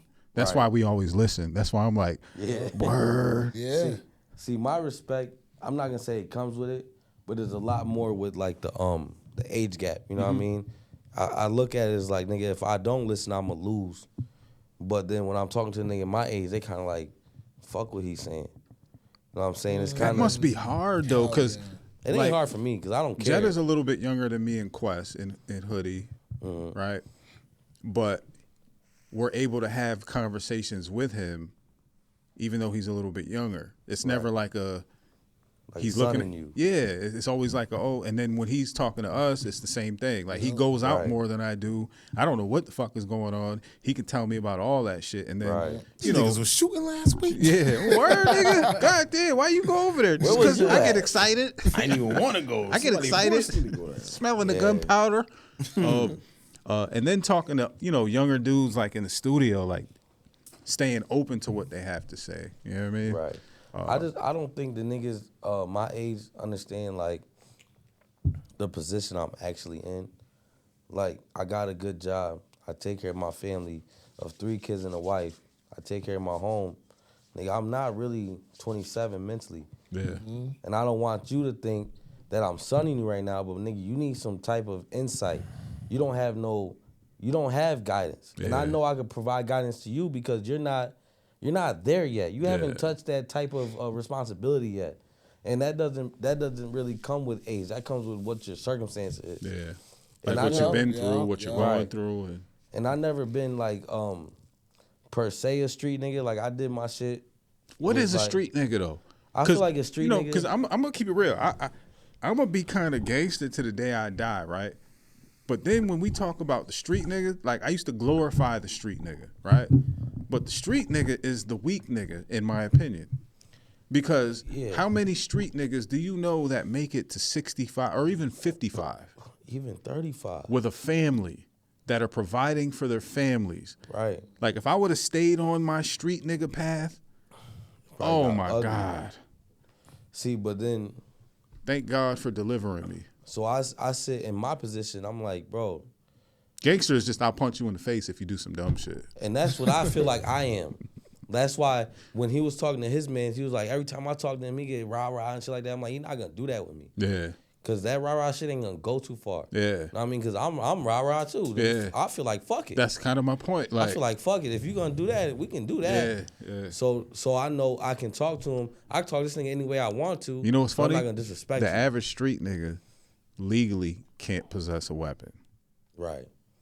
If you've been good your whole life, you probably got one legally. Let the street nigga do what he want to do, and if he makes you feel threatened, pop his ass. Fuck it. You know what I'm saying? Fuck it. Pop him. That's. I'm not gonna say what I was about to say. We need a sound. We need a button for that. Not even like a gunshot, just like corn popping or some shit. Yeah, hell yeah. But I'm like, in the position I sit, I take care of 3 kids, my wife, my home, the dinners. Like I provide the means to do what I do and I take care of, right? Yeah. So I'm talking to the nigga, and I'm talking to him not from my mindset. I'm talking to him from y'all mindset, what I sit and soak in. You know what I mean? So when I talk to him, I'm like, nigga, you don't even realize the game that's being given to you, because I don't have to share this shit with you. I don't have to say this real shit to you, because in all honesty, the niggas you's around would never say this to you, because they all think you get rah-rah. That's I don't give a deep. fuck about all that shit, bro. That's deep. So shit, a lot of them niggas don't know what rah-rah is really about, because if you're really not willing don't. to go on a mission by yourself for the right reason, you're not built like that. Bruh. Like, being built like that is like, I don't have to call anybody. right. I'm ready by myself right now to do what I got to do, and I don't have to involve anybody. Granted, sometimes you got to involve other people because numbers call for that, right? Yeah, right. But a lot of these niggas confuse hanging out with a group of niggas that act like they're tough, That you like that. like you built like that. Nah, bro, because who are you when you're locked in a room by yourself with the motherfucker you beefing with? You feeling the No same weapons, no guns, no knives, just you and that individual. Right. It's not about being bigger or smaller, because I know some little motherfuckers that get busy. Busy. And you think you can hit hard. Yes. And niggas hit fast Yes. a lot of times. Yeah. You know what So I mean? a lot of tough guys don't really know what that feeling is about. They don't really, they can't even relate to it. You know That's what I why none of this shit really bothered me. mean? Yeah. It's like, bro, so when I talk the way I talk, like how I commented on his status, Yeah. how I pulled up on him. Yeah. Because I told a nigga, I called him out of sleep, like, yo, what you doing? Nigga, I was asleep. I'm about to pull up on you, nigga. Oh, that's real. Wake up, because I'm coming right now. Don't even trip. You don't even got to hang this phone up. I'm going to be there. Yeah. So, I don't know, man. I think when you're around the same age, you kind of take it with a grain of salt, but it's like, you got to take in what's being said, though. Yeah. Cause I'm never trying to steer nobody the wrong way. Even if I don't fuck with you, if I talk to you, bro, I'm trying to say some real shit to you. Not cause I don't have pointless conversations. Yeah. I try to stay far away from pointless shit. So when I pulled up on them, I'm like, I just hope you remember our conversation when you go into the next tantrum you got, and you think about it like, nigga, this shit ain't the right thing to do. But after we had that conversation, I don't give a fuck what you do. He sound like he needs some prayers, man. He needs faith. Yeah. A lot of people don't have faith. Like, you don't have to go to church every single Sunday to have faith. I don't go to church at all, and I got more faith. Man, listen. Can you Seems imagine? like he doesn't believe in himself or love himself. Yeah. That's what it sounds like. Yeah. I mean, That's why I tell that nigga, man, you got no motherfuckers that love you. Yeah. And you going on Facebook ranting about shit. And that's disrespectful to the motherfuckers that got love for you. Yeah. That makes a motherfucker feel like you saying fuck us, the people that I was really playing love with you. my daughter the other day. I was telling her about how the medication shit was making me feel all weird and shit. I was like, yeah, I ain't trying to take this shit no more. I was like, all the shit that I've been through, man, I'm tired of feeling like this. I was like, fuck it, I got a DNR. I was being funny, right? She was like, why would you say something like that? Yeah, that just hurt my heart. Don't I ain't say- gonna lie. That kind of Yeah, but I was being funny. Like it wasn't like I just came out and said it dry. We were cracking jokes and stuff. I just got to it quick. She was laughing, I was laughing, and I was like, yeah, Cut this all shit got that me shit fit. off. And then when I said that, she was like, why would you even play like that? Don't say no shit like that. Like, she didn't say shit, but she was like, don't say nothing like that. That's not funny. Like, and she brought me back to reality. that's like, dope. Bro, I ain't I was gonna like, lie, I'm sorry. that I shit was hit just clowning. You know what me. I I mean? was like, DNR. When I said the letters in my I head, don't have a DNR. I was just. Oh, you don't? No, Oh, no, good. I was just Thank being God. funny though, like, cause Thank I'm a God, clown. bro. When I'm with my kids, I'm clowning. Yeah, right, And we right. was laughing and all that. But my point is this: going back to this individual and the things that he said, like the kids that you're raising and you're being a part of their lives, like everything you do affects them, even if it's not a communicable thing. Like, you're not talking about it every day because that's not natural. Like, oh, I love you because of this, yeah, you tell each other you love each other on a day-to-day basis, but You don't run it down. yeah. Right. But you're setting an example for these kids what love actually looks like. Right. Yeah.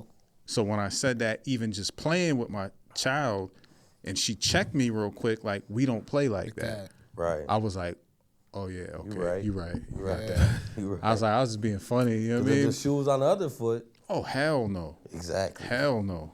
Exactly.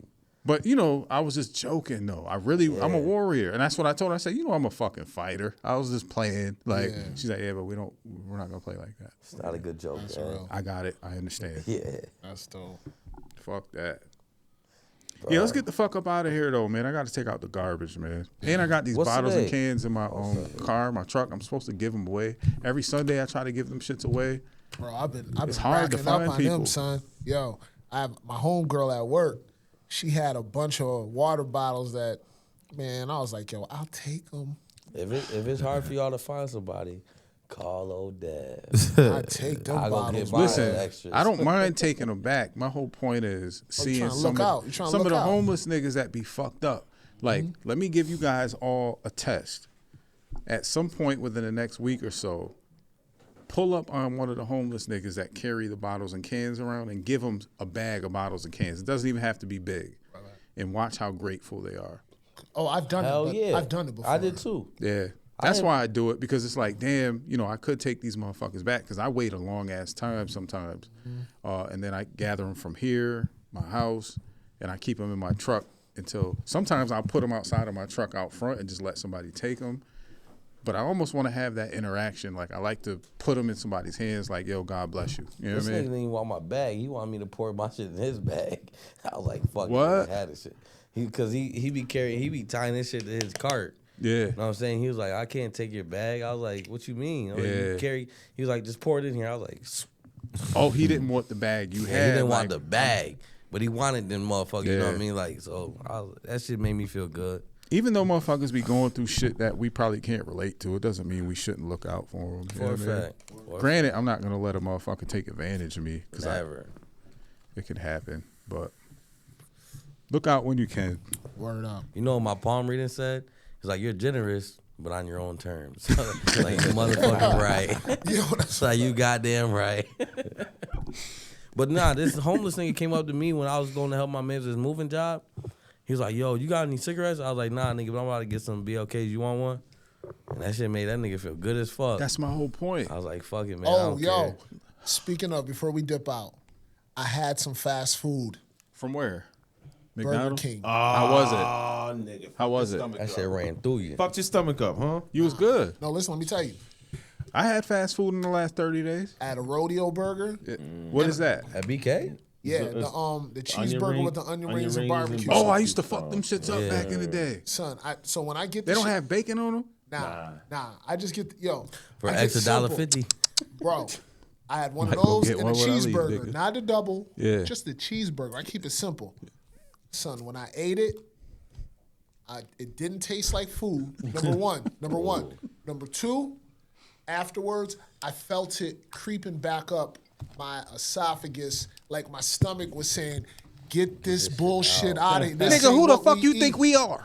This ain't coming through. This Nigga went coming and got back. that 2 Bro, for $7. so I ate that because I had to prep myself because I was sipping on New Year's. Yeah. And I thought, let me grab something real quick, Yeah. have something in Like there. you can afford to do it. Like, fuck it. Son, I was like, this is why I don't eat this stuff. And then I got the Hostess pies. Yeah. Son, I was like, you know what? I'm already on some bullshit. Let me get me a cherry Yeah, pie. I be on it. So Son, I got I the cherry. say once, maybe twice a month, I do some bullshit. Did it come like, back fuck up? it. Son, I ate this. I got it out of Wise. It was normal Hostess shit. I took a bite of that shit, chewed it, spit that shit out, threw the pie out the window because it didn't taste like food. So you was littering. Son, but let me tell you, You're going to body- jail. Oh, you're going to with you, jail. nigga. Yo, so that let me know because I've been eating whole ingredient real Yeah. foods outside of Yeah.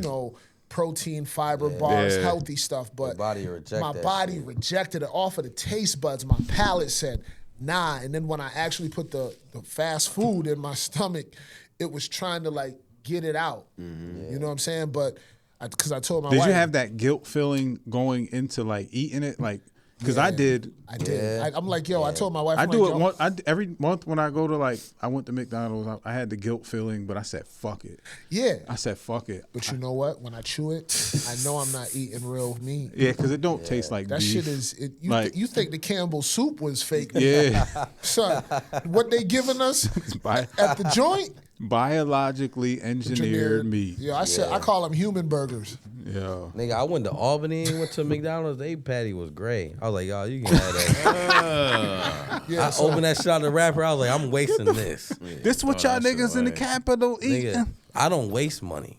I wasted it that You ain't day. eat that shit. You ain't. Fuck no. That shit was gray. Like, I'm talking real, nigga. That's crazy. I'm talking man. gray. I was like, hell no. So yeah, that's my health advice for you. Leave Burger King. that shit alone. Leave fast food alone. It's fast and it's cheap for a reason. Fuck I'll tell you you what, up. I can say that since I've been home, I haven't been in the gym for 30 plus days. I've been cooking like every day. Good. And it feels good. Yeah. Cause Cooking with love for yourself. yeah, for the family, for myself. Just because I never really had time to put into the recipes and watch shit on YouTube, put the fucking iPad on the island and chop shit up. And Yep. so it's something that I can't discontinue as I move forward.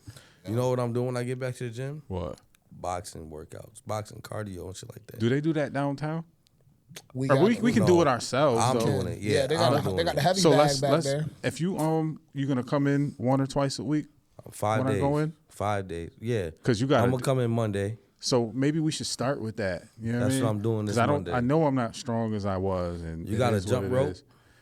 I do. If you don't, I got. Do two. I have one? Yeah. Nah, I don't have one. I got an extra one. You know Bring what I'm that saying? shit with you, and we'll do So, something different. I got a whole PDF of what I Workout? Yeah, I got to do something different, man. I think God is telling me to do something different, and my son actually said that to me. Tone was like, "Look, Dad, you're strong. You know what you're doing. You did it." He said, "But you always tell me I got to accept change." He said, "I'm saying maybe you should start doing more functional But I'm workouts saying- because you're always going to be strong." We can still lift heavy. Yeah.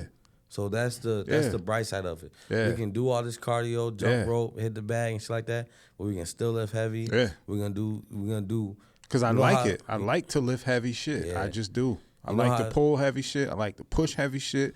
I like to, but like he had a point. Like my nigga, do something different and that give it a heavy try. shit working on your heart. I'm gonna tell you And I right stretch now. a lot. I do like my own ghetto Pilates and yoga shit. Like I'm probably the most flexible big nigga everybody knows. No Diddy, if that sounded funny, because it kind of sounded funny. It sounded But- funny after you said no Diddy. I said that because I thought one of you niggas was gonna say. When you said no Diddy, I had to look up at the roof. I'm like, God Matter of fact, damn. what the fuck is going on with Diddy? Are we even talking about him anymore? 18 months. That nigga about to come home. Yeah. So fuck him. So is he gonna know. come out like He that, on vengeance. Is he gonna be that nigga? Is he gonna? Nah, that 50 documentary put son on Yo, notice. maybe we should take some Real bets bad. then. Maybe we should take some bets. Yeah. This nigga wanna fucking gamble, nigga. Remember, he been saying bets his whole goddamn Yeah, podcast. because I'm broke. I'm trying What's to get the my money bet? I'm back. with I'm it. trying to get my What's the bet? Christmas money back, nigga. So my bet, $5 bet, because I ain't got it to go over a 5. Shit. Is that Diddy is going to be more popular, more successful than he ever was within a year or two when he gets out. I don't know about more successful, but he will be popping. Cause if we know anything about Diddy, he talk his shit. He know how to talk his shit. That nigga Diddy talk his Well, shit. maybe I'm kind of wrong because we didn't know he was on like drugs and shit. He gonna get back. So maybe that was part of the reason why he was like. He gonna get back, bro. I wouldn't even worry about that. He gonna get right back on them drugs because he rich as fuck. Yeah. He There's just no knows question. drugs. That nigga has drugs and a health routine off of money. You he know probably what I mean? in there Like, lifting mad weights and running around the yard. yeah, that drugs probably ain't do shit to him. You know what I mean? Like once you got the money to You think that nigga ain't in there doing miles running on the like? nah, not I don't mild. think so. You don't think he doing push-ups He and might be dips and- lifting. No, he might be lifting. He might be in better shape, but I don't think he running. What if he came out mad and brolic? That's what he I should be wouldn't- trying to do. That's my point. If he come on mad, bro, he gonna be a tire. He gonna be like Suge. So if he comes out mad brolic, to the point that it's the talk of the town, of the world when he gets out. Oh, Like when Dr.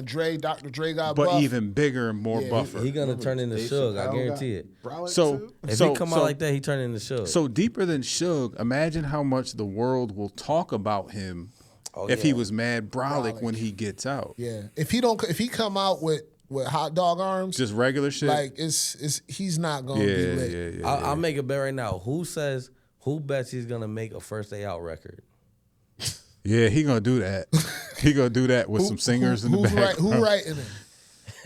That's the question. That's the question. Y'all want to bet out who writing it? Because that's the question. Shit, if he want to hire us, we can write that motherfucker. I think he come out with a First Day Out. In this day and age, he might use AI like everybody else. Oh, that's just right. like when Hoodie was in here 3 weeks ago and he was spitting that rap for us. Right? That shit sound like AI, nigga. I said, yo, that's AI, nigga. But he was trying to act like I used a little bit of it. Oh no. I said, hell nah, nigga. You know how I know that's AI? Because I use AI, bro. That shit put them lines together too well, and you've never done that. If he you're makes, okay, but you ain't that, my nigga. Let's be real. Funny. If he makes a First Day Out, I guarantee you it'll be the biggest First Day Out you ever seen. Record. So how can he get past? Well, I guess I can answer this myself. We already forgot about him whooping Cassie's ass. Yeah. I mean, right? Yeah, I forgot about. I mean, that nigga. That's the biggest. No. How's he gonna get past putting homies juices? Oh yeah, I forgot That's about the freak part. shit. The freak stuff is the part that I think is gonna make him untouchable. I mean, well, you know why it won't? He's been doing it. Nah, we didn't know he was doing that. Like we didn't know. Us. Maybe there's a community for that. Maybe there's a whole community. I don't even think his homies knew he was getting down like that. I don't know, man. Them Maybe niggas, not his homies, but the industry. No, The industry. They was getting paid. The industry knew. Right. So should have been paying his industry ain't gonna motherfucking blackball photographers, nigga. And you know why the industry ain't gonna blackball him? Because he got dirt on everybody. Oh yeah. So he still has dirt. I He still forgot has about dirt. Diddy gonna be Diddy. Yeah. But then you gotta think of that First Day Out record. Because if T Grizzly write that motherfucker, So what if just Diddy came out? saying. What if T. Grizzly. if he write that motherfucker, boy, he had the illest that first day motherfucker out? hard. That shit was hard, nigga. I ain't gonna lie, that shit was tough. What if he started airing motherfuckers out? Then he's gonna die. Like the dirt he has, like He gonna die. He gonna get killed. He gonna get killed like Epstein. Pruicide. what if he starts? I ain't even gonna dive that deep because Diddy's dirt is deep. You know what I mean? Dirt Like, deep, man.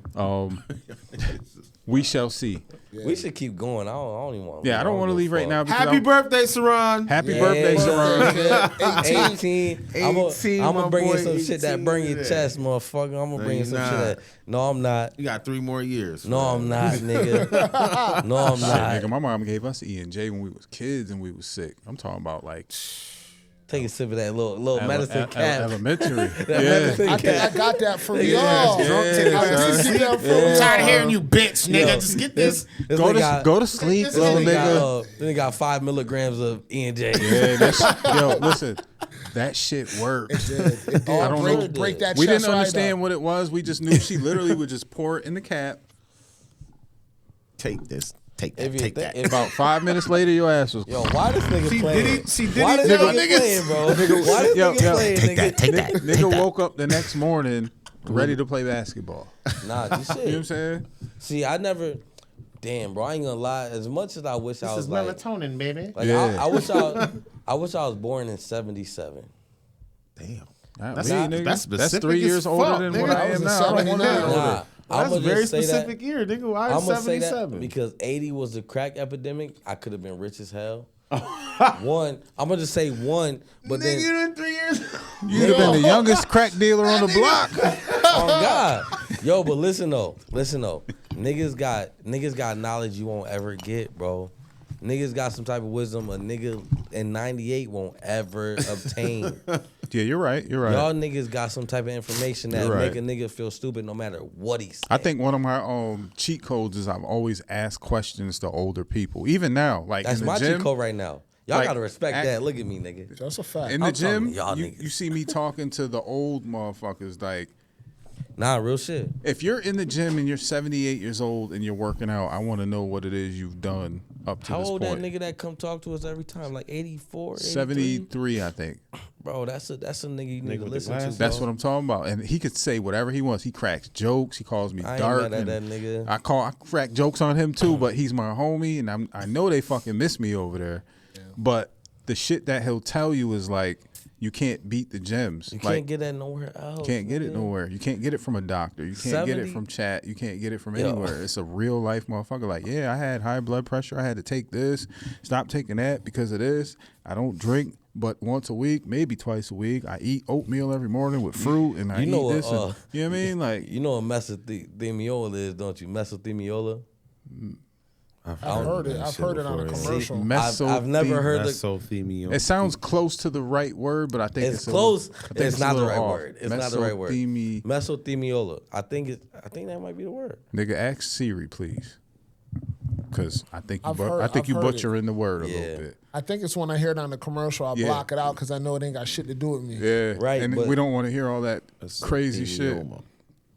Nigga, when the medication I take pops up on commercials, I turn that shit off. I be like, God damn. Yeah, it's meso. Start talking About all the side effects. Yeah, bro. What the fuck? It's mesothelioma. But hey, That's I got, not how you said it the first time. How did he say it the first I time? don't care how I said it the Say- first say- time. I think it nigga. said meth. Mesothelioma, nigga, y'all nigga. Methamphetamine. But I ain't gonna lie, bro. 1977 was probably the prime year for like a nigga now to have wisdom, bro. Yeah. Cause mind you, I said I could be rich with the crack epidemic, but nigga, I'd have been like motherfucking 12. You know what I mean? I would have been like 8 for real shit.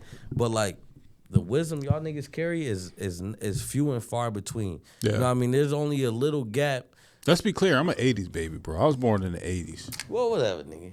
Don't let the... See, he seen the gray hair and shit was like, damn. Okay. Every time a He up nigga... there. You know what a nigga tell me when, like, nigga, I'm 67. I tell a nigga, I'm trying to get like you. Word, man. I ain't trying to play. Age is a blessing, nigga. Like, cause That's what I always tell young niggas, like, yo, because I hate when, okay, so I don't hate it when younger people call me OG, but if that's the first thing that you can, OG, they don't call you old G. They call you OG. yeah, but my name Original is Cap. gangster. My name is Cap, right? Your name is not Cap. Kurt, right? But my name is Curtis Aaron Poole, so I've been Cap Right, since the right. birth. Yeah. Oh, So I- fuck. yes. Oh, whoa, pause Yes. this motherfucker, bro. Pause this shit. Pause this shit. Jetta, you're not Yo. really pausing it, are you? can't No, pause don't it. pause Damn. You gotta chill what you said to this nigga. He almost paused yo. it for real. See, I'm gonna say that as long as I've been knowing you, nigga, I never knew Cap was your initials. That is So the can I hardest let me shit give you a ever. quick breakdown, and then I'll go back to why I don't like being called OG first, because I'm a human being. One, like, yeah, I'm a little bit older, but young niggas tend to look at older niggas like, damn, he's an old nigga. But the blessing is becoming an old nigga The that a young blessing is nigga that. can actually look up to. I ain't gonna lie, y'all niggas my OGs, bro. I ain't gonna lie to Do you know how bro. many people don't make it to, what do we say, even 35, Even 40, 35. 45, 50, 55, 60? Like, Let's say where we're from. Like where we're from. Because in our day and age, niggas usually probably make it to 50. the only ones that make it past 65, 70 are the crackheads. And I think it's because they fast all day. Yo, that might. I literally said that to my wife. I said, yo, how come crackheads last forever? It's because they don't eat shit, and when you fast, it actually preserves Yo. your body. Yeah, for Your facts. mind and your body. You're fact. living For off fact. of ketones all day. You're burning unnecessary energy, or not necessary energy, A but different unnecessary energy source. atoms. You burn the malignant Yeah. The cells. malignant, that's the get word. eaten My up step and pops has been a used. crackhead since I lived on the south side, and that's when I was in elementary, like 1, 2, first and second grade. The nigga's still alive. I'm still alive. He's That nigga, he's what probably that still nigga say? smoking crack. That nigga, Cat Williams said, y'all need to go back to crack, because fentanyl killing niggas by the touch. Oh shoot! So y'all touch that shit, y'all die. Go back to crack. Think about that shit though. Like, that's one of my goals, man. Like, so since I've been home for the last 30 days, I've been eating 3 times a day, which I never did, but I've been doing it because of the medication shit. That's hard Like, to do, though. If you think about it, bro. I've been making breakfast, As an active nigga. lunch. And so I've been eating like oatmeal and fruit in the morning. Some days I make eggs and steak. just trying to put food in my stomach because I got to take the medication at 8:30. I don't want to ever took medication on an empty stomach? I don't want to put medication in my body on an empty stomach. So it's like in the hospital, they was feeding me at these times. So I followed the same intervals. But I don't like that shit. I don't like eating all day. That's my body's just not built for that shit. Like I don't give a fuck how much energy people get. You're a well-built motherfucker too. You a solid, you brolic. And I never ate like that. And you never did that. That's just not my thing, man. That shit is not easy to do. It ain't. This It's shit not takes easy. I want to cook dinner for the family, but all that other shit, y'all on your own, goddamn. Oh God, That's too much, and I want to man. cook breakfast for niggas. Like we can skip lunch. You know what I'm saying? My breakfast gonna fill y'all up. You know what I'm saying? But I can't eat 3. I just went out with Lex. I said, you want to go to lunch? It was like 3 something. You know what I mean? I'm not eating again tonight. Yeah, that's dinner right there. And that's the first time I ate the whole day. Yeah. I can't feel stuffed. Like I can't. I've been feeling stuffed. Pause. Shit. Thank you. I've been feeling full of food for the last 30 days. You know you gotta do that hard one. Yeah. Pause. God damn it. It's aggressive as fuck. We need a pause button. I be saying shit to Lex. Yo, bro, I ain't gonna lie. Cause you know your lady gets you loose. You know what I mean? Your lady, you say whatever with your lady. I was like, well, before I say this, pause. 'Cause I don't want nothing to get misconstrued. My wife would just laugh at me if I say some real like crazy. Sus. Yeah, I don't even want to say any of the words. I don't either. That word or that word. I just y'all know what I'm talking about. But when I say something that's so off the wall, she'll just laugh her ass off. Oh. To the point it makes you feel like you've been compromised. That's a man. Yo, that's real shit. Like, what are you thinking right now? Like, how do you feel about me right now? Yo, I'm gonna keep it a buck. I hate that whole pause shit. I hate that it even became a thing, nigga. Because if you grew up with a nigga, say you grew up, not even a nigga, say you grew up with somebody from the South. First of all, they against all that pause shit. Yeah. My dad will tell you, nigga, I get on your ass. Yeah. Pause. My dad don't play that shit. Yeah. My dad don't play none of that shit. My dad say some real crazy shit throughout the day. Nigga, I think all the old timers that root from the South they say do. some crazy shit. Because all of our families are basically from the South, right? And they say and do the weirdest shit, eat the weirdest shit. Because my dad has no recollection of anything that we have. Like, he ain't up on nothing. Yo, y'all ever heard of a 4-way cold tablet? Say that again? A 4-way cold tablet. Nah. Let me tell you how funny this is. See how I always look at question shit like that's my sensei and let me shit? tell you how I funny ain't this never is. heard of that, bro. Nigga, tell me what you think. I'll talk some shit to my dad. He like, I'll run through you like a 4-way cold tablet. I asked this nigga just the other day. That's literally like ChatGPT. I'm gonna tell you what it is. I said this shit about 2 weeks ago. I was like, what is a 4-way cold tablet? Because nigga does construction, right? I thought it was like some heavy equipment. Yeah. That nigga said that's an Alka-Seltzer. That's one of them tablets that you drop in water and you drink and it fizz up. He said, that's Son, it's funny. Yo, son, it's funny. Yo, Why ain't he just say Alka-Seltzer? son, that it's funny. nigga's an asshole, nigga. That shit had me crying. I was like, yo, this nigga's weird as fuck. Bro, before you said it, I was thinking, is that an Alka-Seltzer? Yo, real shit. I'm like, 4-way cold tablet? Did that used to be on the commercials back in the day? Or is that Maybe, just I think they had like a pie. Yeah. Like, it was like a pie was it different? graph. Was it different colored Different tablets color, or some shit? like Yes. they would show you the tablet, and they had like bro. different things it did, and it was like a color. I guess the fact that I'll run through you like didn't a know 4-way. what the fuck it meant Yeah. made you leery enough to pay attention. And I'm thinking Like, I this ain't nigga, fucking with this nigga. man. mind you, I think I asked my dad certain questions because of what he does and how the man he is. Yeah. He's a construction nigga at heart. He don't show no empathy, no sympathy, no none of that shit. He called me the F word today. Get it done. You know what I'm saying? And I don't even know why. He just shouted it out. He just walked away. I'm like, damn. But then I'm like, what's a 4-way cold tablet? That gotta be some heavy equipment. That's crazy, Nigga said, that's an Alka-Seltzer. I was like, nigga, I wanted to say, fuck you, nigga. Yeah, You've been saying that shit to me since I was like 11. Nigga, I've been scared since I was 11 over a goddamn Alka-Seltzer. 4-way cold tablet. I'm like, nigga, you weird as fuck, nigga. I'm like, one thing I realized about my dad and how I say he's a construction nigga, Yeah. that's, bro, that nigga, he's smart as fuck. You gotta be to put shit together, man. Well, you know how you're growing up with your mom, you realize she's smart. Yeah. I realized at 27, my dad ain't nothing to fuck with mentally. Yeah. I'm like, God damn. The world was built by people that know how to put shit together. Yeah. Think about it. If No we didn't question. have a bunch of people that knew how to build shit, what the fuck would we actually have? Yeah, you have engineers and things of that nature, Just but have attitudes. to build a log housing unit so your ass don't freeze outside for the night, Oh my God. humanity wouldn't have survived. You wouldn't be nothing. We wouldn't be here today. I've been watching the Vikings a lot lately too on Netflix since I have a lot of extra time. I called my dad a Viking today. Bro, you guys The ever way watch that shit? Vikings? Check it out with Oh, it's a show called Vikings? Ragnar Lothbrok. That show is dope as fuck. You gotta watch that That shit. sounds fire.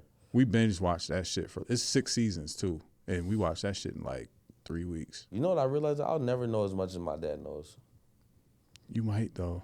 I might, but How it'll old have is to- He's 59.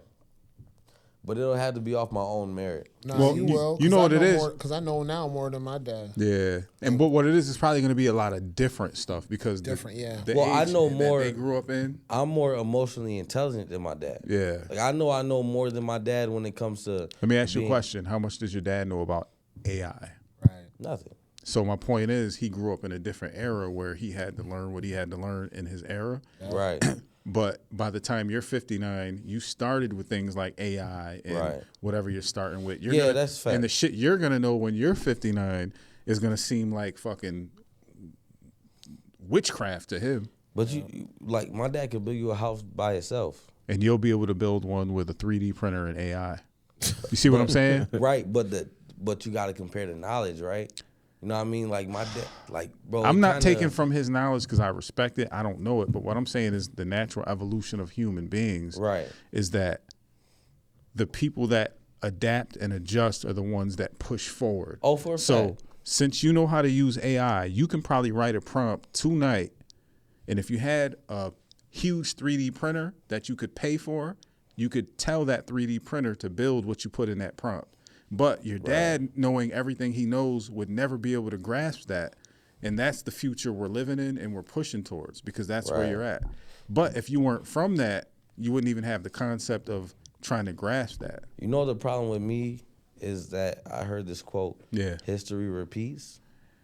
It does, but Something's gonna fall one day. it does, but at the same time, what can you name that has been produced in this day and age that existed in the 1800s? Nothing. Right, but we still can't build a pyramid. Correct. Listen to what I'm telling you. What has been produced by human beings that we know of in this day and age that was around in the 1800s? Boom, boom. So in 1,000 years, it's going to be the same thing is my point. There's going to be some Yeah. shit that has been created, and it's going to be created by people like yourself. Like you have intelligent kids. They're going to grasp the Oh my knowledge of God. things. You know what you know, but by the time they're your age and their kids are your age, the things that are going to be around, oh my God. Yeah, You know the one thing I try to make inevitable is like Yeah. my kids will never have. I'm not gonna say never because I don't want to limit them. Yeah. But I always want to be more emotionally intelligent than my Yeah. kids, so you can always come to me. So you can always talk to them. Yes, that's the only That's thing. the trick about being a parent. Like I've never understood that shit. Like Excuse me. you gotta be open. Like my kids can say whatever the fuck they want. They're very respectful. Sometimes Tone even says sir. And I'm like, son, stop saying yes, sir. You know what I mean? But he's always been disciplined like that. I never told him he had to call me sir. He just always had that level of respect for me because we have these conversations where I'm steering you in the right direction and I'm holding you and hugging you, telling you I love you and getting you through certain shit. That's all my kids know me for. So whether I was rich or poor, them little niggas don't even, like, we was talking on Christmas about Deshaun because for probably about 5-6 years, he had his Christmas cards that he got from multiple different people, me and his mom included, where we put money in the cards. So when he went to Virginia like 1.5 years, 2 years ago, I cleaned his room just because I was missing him and I was like worried about him being gone. It was like a way for me to stay active. So I found all these cards, like 20 of them motherfuckers or more. they all had money in them, the original money. Like, I wrote shit in the cars, his grandma wrote shit. So I thought that his room was so messy that he just threw them different places and didn't care.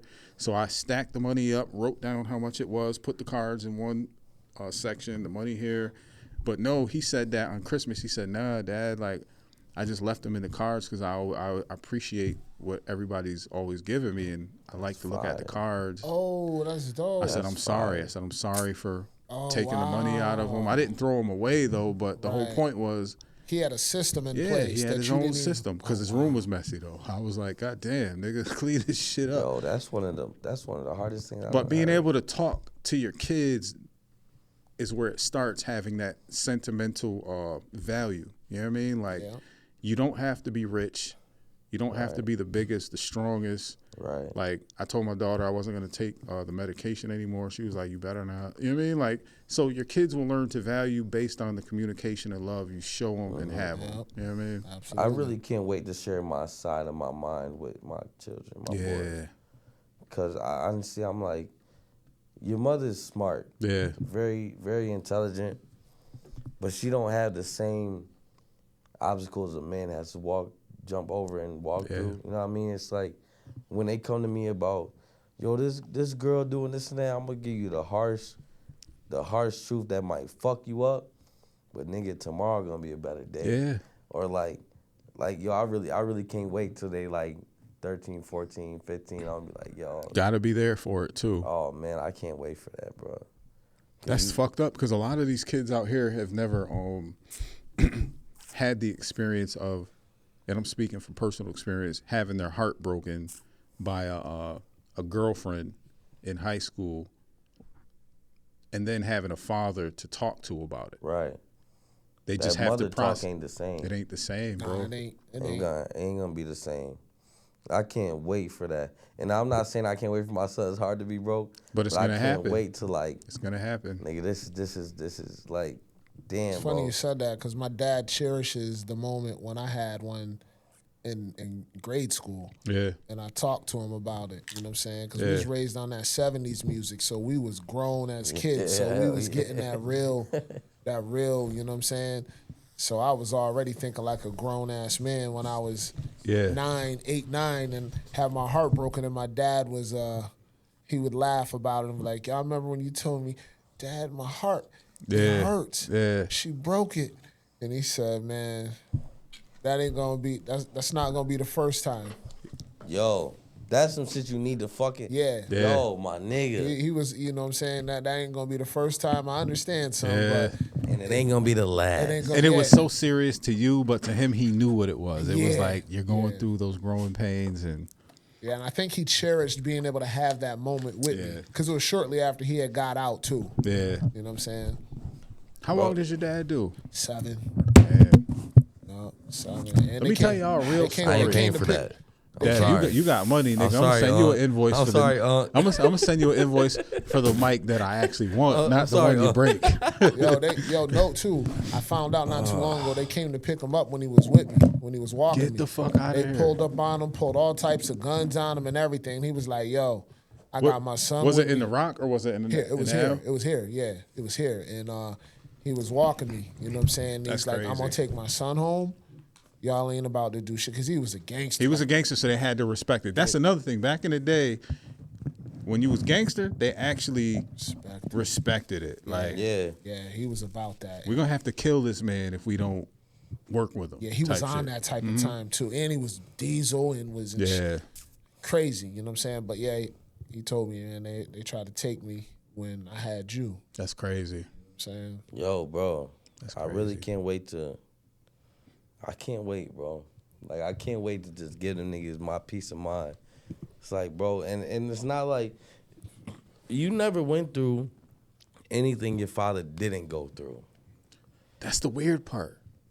Because it does get passed down to a degree, bro. I'm telling you, like, there's certain shit that my kids are experiencing that is the same as what I went through, but it's different. It's like adhering to them growing up now. Right. And it's weird to sit back. And that's why we have to be there, because we see it. I think that's a part of like the blessing from God and being a family within generations, because you'll see your kids struggling or going through the same shit or having the same beautiful period as you did, but in a different way. And it helps you to guide them through it or just be there with them and for them without them even knowing that you already been there to a degree. Yeah. Then you look like a fucking magician yourself. What's your biggest how do I word this? Like cause you got a son, right? Mm-hmm. I know you do. And all your sons are well aged. Yeah. Yep. What is the most relatable thing? I don't want to say relatable. Like, what is the thing that they came to you and you was like, I got it? Shit. It's been so many things. And now I got it. I got you. Like, I got you, nigga. Like, don't stretch it, cause you know you've been through a whole bunch of shit. It's been a lot of shit. It's been 20. Okay, so I'd say since they were 5 or 6. So it's been about 15 years worth of I got you. Well, I wanna the thing that stuck out, cause I ain't gonna lie, right? You got some hood kids. I got some hood good kids though. Yeah, I don't. Even I don't Deshaun wanna, finished on high honors. I don't want to take away from that. So I could say this because weed is legal in New York State. So he excelled at selling weed. You know what I mean? Like, I could have never done that. I used to frown upon weed because I was like, ain't no money in that shit when I was younger and in the streets and shit. But no. I don't want to take away from the good aspect. Yeah. But you have aspects about yourself. Yeah. That they came to you and only you could get them through. Being the fact that you're their father, one. Being the fact you have the knowledge and experience. And the fact that you were like, I couldn't wait for you to come to me with this. Because this is right up my alley. We can go down the line. Who wants to go first? I'll start because So two of the things, really remember, two but of the I know things I don't want to speak about because my boys are both adults, and Yeah. they're so deep that I don't want to put their personal business out there because it was that real for both of them.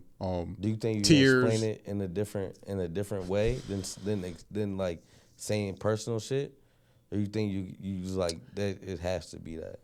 I can say that both of my boys have had different periods in their lives where And you got two different boys where they like broke down because life wasn't treating them fair and they didn't know what to do. right. The fact that they came to me to talk to me about it and they both did the same thing, it made me feel great even though they weren't in It's a hard time. It made me feel great because I said, damn, they actually, because sometimes as a parent you feel like my words are going over their head or they're not listening or they don't, as they get older, they want to grow into their own manhood. You feel like they're not really respecting the person that you are and they appreciate it. You don't feel like they appreciate it. But coming to me one-on-one was the best feeling I've ever felt from each of my boys, and neither one of them know about these two situations that I would reference. You know what I'm saying? Like, and it felt good to hug my children, and you all right. I'll start off. Zion came to me talking about how somebody didn't want to be their friend, right? And y'all know me. I'm not a very comforting person. Yes, you are. You comfort me every time we see each other. You think you aren't, but you are. But you know what I told him? Fuck that nigga. Word up. That's That's how my mom was. You don't need Ask friends, Lex. That's nigga. how my mom was. Like, friends is just a byproduct of how you feel about yourself. That's real. Like, nigga, we nigga, ain't nobody gonna love you as much as we love you outside this house. So keep that in mind when you walking around, nigga. Oh, you gonna create a monster though, because he's still a baby. You motherfucker. That's what I'm saying. I'm not that I'm sitting here comfortable. thinking like, I'm not that comforting. You know what I mean? I had to tell him what it was, because then when you come to me next time, he gonna be like, fuck you, nigga. and you know who won't be mad? Me, nigga. Because the one time his teacher got in trouble with his teacher because he told his nigga, your teeth is yellow. You need to brush your teeth. And everybody's like, He said that to the teacher? Or to the kid? He said that to another kid, and the kid talking about he picking on him. I'm like, nah, nigga, my son got a good heart. It's not about picking on you. That nigga know what it is. Yeah. So I'm not going to tell this nigga to say nothing different. Yeah. I'm not going to tell him, say it nicer. Nah, fuck that little nigga. Because it's kind of nigga. like if your teeth were white, he wouldn't have said anything. He wouldn't have said that. And you in my motherfucking kid's face. How do you teach a little kid how to be like politically correct? Though? I don't. Can't. I'm not trying. Because aren't they the rawest form of human beings on the planet? Yes, and I'm not trying to teach you to talk nice to motherfucker. I'm trying to teach you to be respectful. Yeah. And respect comes in different ways. Nigga told you. Like if your breath stink, nigga, please don't talk to me. I'm not being rude, but you know what your shit hurts. He said, your teeth are yellow. You need to brush your teeth. Oh, shit. And you think I'm going to correct him? You want me in this parent-teacher meeting? Are you sure you want me to come to this shit? So that's bullying now? Apparently. Is it kind of like? No, in my eyes it's not, because nigga, he's telling you truth. He's telling you facts. Did you ever have a kid in school that smelled like pee? Yes. So did you ever tell them they smelled like pee? Because I did. But I wasn't like picking on them. It's just like, you smell like pee. You know what I mean? Because it was elementary. It's not picking on you. Yeah. That's not what you can Shit, there was times I as. smelled like pee. You know what I mean? You're not going to classify my kid as a bully for telling you some real shit. You smell like pee, nigga. That's the shit that went. That's what went under his nose. Mm-hmm. I'm not gonna tell this nigga to say something different. Almost to like make you feel better. You're trying to teach a kid how to suppress what the truth actually is. Yeah. I'm not doing that, and I teach my kids how to fight. See, you need to chill a little bit because you're gonna teach a nigga how to talk shit and whoop a nigga at too young of an age. Listen, you a bitch ass nigga. You stink. Your clothes dirty. Your breath fucked up, nigga. God damn, you got roaches crawling out your backpack. What you say? Well, I don't ever want no kid to. I don't want nobody to ever think they can play with my kids because they skinny. Yeah. Because Lex has a fast metabolism. Yeah. I don't. My kids is gonna be raised skinny. My mom made me fight Tyree Driscoll when we first moved to Jones Court. We used to live on the south side on Miller Street. That? What? No, you could say that. That wasn't illegal. All right, fuck that nigga. Oh, Fuck that nigga. Yo. he probably gonna watch it in 10 years. Like, what the fuck? He gonna get jumped. I was gonna talk about how my mom made me fight Tyree when we first moved to Jones Court, but I want to go back to the whole father thing because I had one story I wanted to give about a lesson that my dad gave me that almost seemed cold to me when I was younger, but it was one of the realest lessons he ever gave me. Not to interrupt. No, you just did interrupt though. How you gonna say not to interrupt? You right. But I want to say this. Not to interrupt, but shut the fuck up. I want to say this about when I asked, like, as a father, what came to you? What? Talk about when you went to your father. You know what I mean? Talk about when you went to your father for that what? info. You know how I said, like, What how do you- you just said, no, he didn't say nothing. But when you just said how you went to your pops. Yeah. You can tell that story too. I don't really care what version of the story you tell, but tell Other the story side, when you went to your father for that info that you couldn't get nowhere else. You know what I mean? Like, and you're about to tell the story, so tell your story. It's kind of crazy. Yo, Jetta, look at. I hope that's your camera, nigga. Nah, yours is cut off too. What you mean? That's mine right there, right? No, yours is right here. There's a bat. Hold up. I don't want to leave. I ain't gonna lie. I'm in a good mood, nigga. I'm chilling.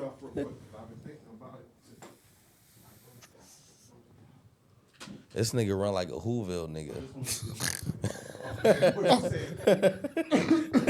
Like one of them Grinch niggas. Chill, bro. Is that one of those like Disney movies or something? Yeah, Grinch, My yeah. kids is old, so I was telling Joelle last week, like, yo, all these little movies they got now, they look dope as fuck. It wasn't like that 15 years ago. But I think the movie that now is weak as fuck, cause y'all niggas, y'all got stupid shit in y'all movies. Not y'all, but like my kids' movies is stupid shit. But I think when I say I don't want to interrupt, I just want to say, like, tell the story about when you went to your pops. You know what I mean? Cause it's probably similar. Yeah, I got a real story about this thing. Actually, Tell you what, nigga, that dude said, fuck my stuff. Because I know you got stories. I know you got a story. Cause y'all niggas. With my dad, like, I don't have any, unfortunately, where my son came to me before making a mistake. Like, No, I don't want that. I want after the mistake when they just like, Oh, I need man. my pops. I need to talk to my nah, pops. see, my son, yo, like, I had my son, like, full custody. You got a of my junior, son. right? No, I mean, no, he's basically a junior, but no, I didn't name him after me. You know what I'm saying? Ain't his name John? No, Jalen. Jalen. Yeah. Oh shit. But I had, like, I remember that nigga came to school. Look, yo.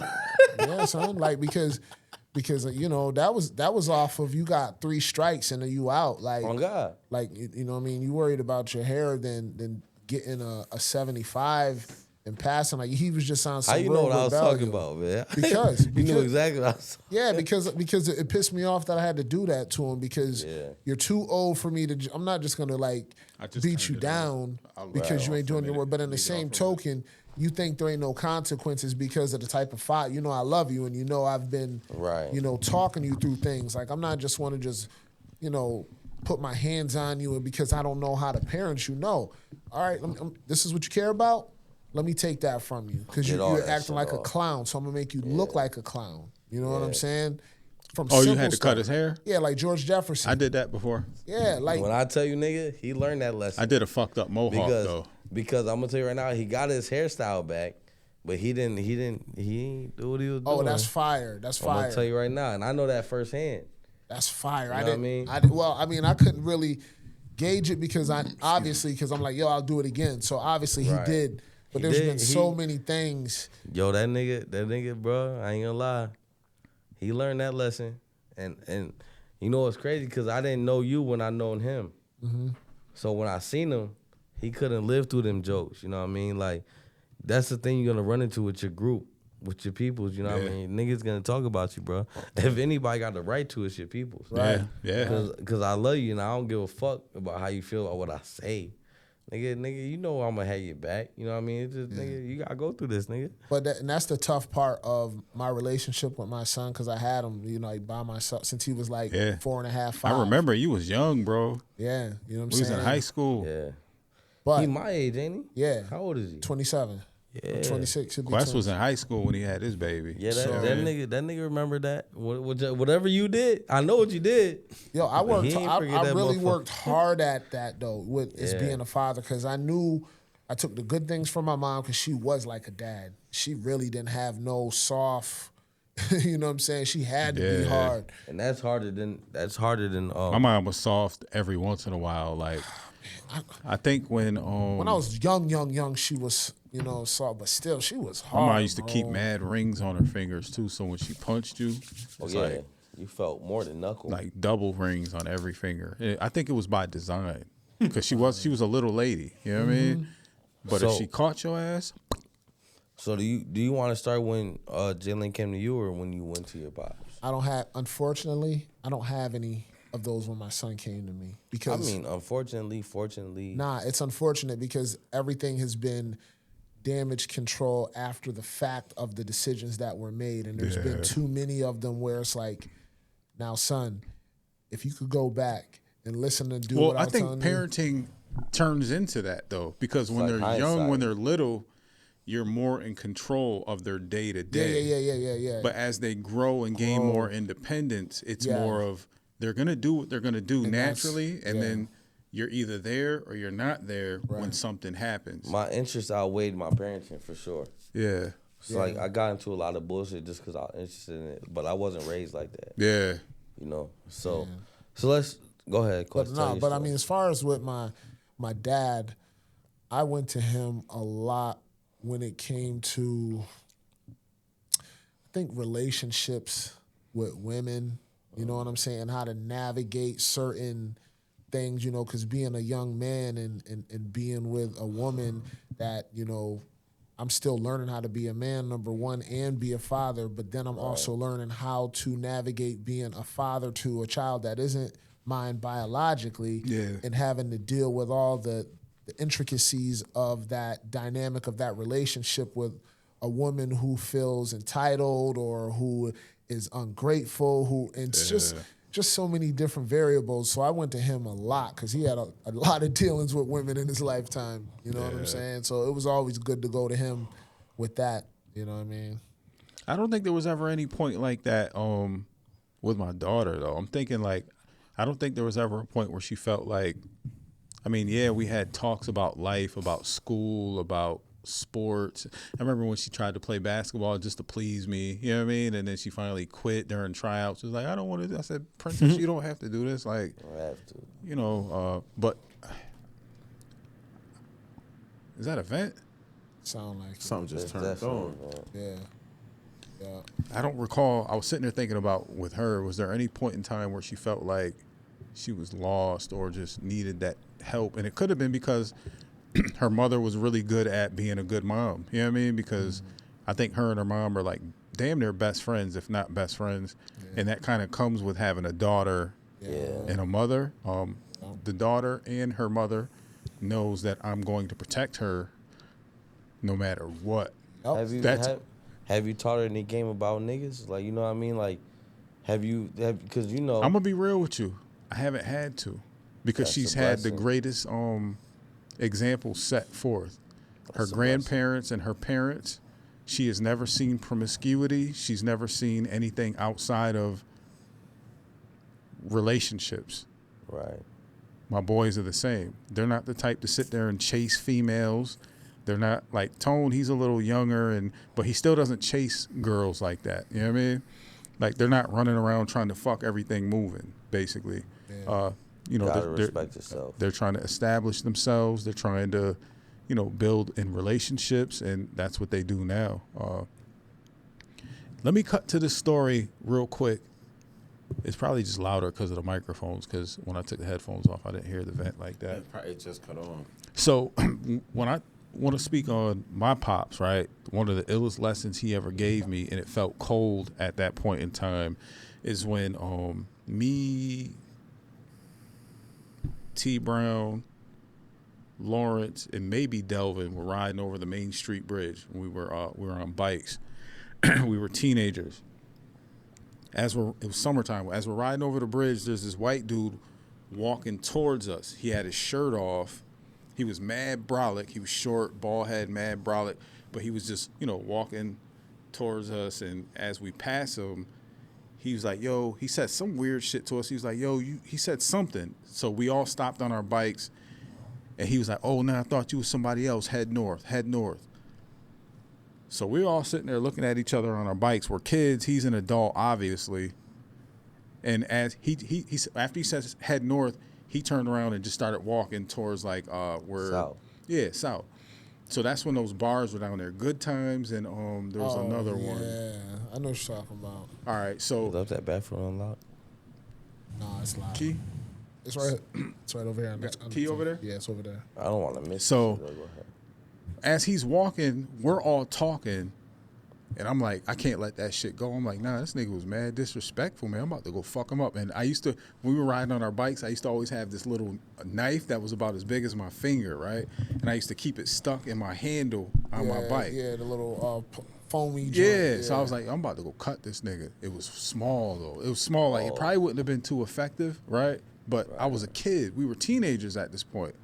So as me and my guys are talking on the bridge, I'm like, yo, I'm about to go say something to this nigga. They was like, nah, let's just go, man. Fuck all that. And I said, nah, I'm about to go say something to him. Right. So I was on one of them old hoopty bikes, right? I said, fuck that. Started heading south, trying to catch up with him. As I'm riding close to him, he was in front of, you know where On the Way is now. Yeah. He was like right past that. There was a bar. It was my daddy's place. Yeah. And then there was a Good Times and then another bar. I can't remember the other bar I name. know what you're talking about. So when I caught up to him, he was still walking, not even knowing that I was riding my bike up on him.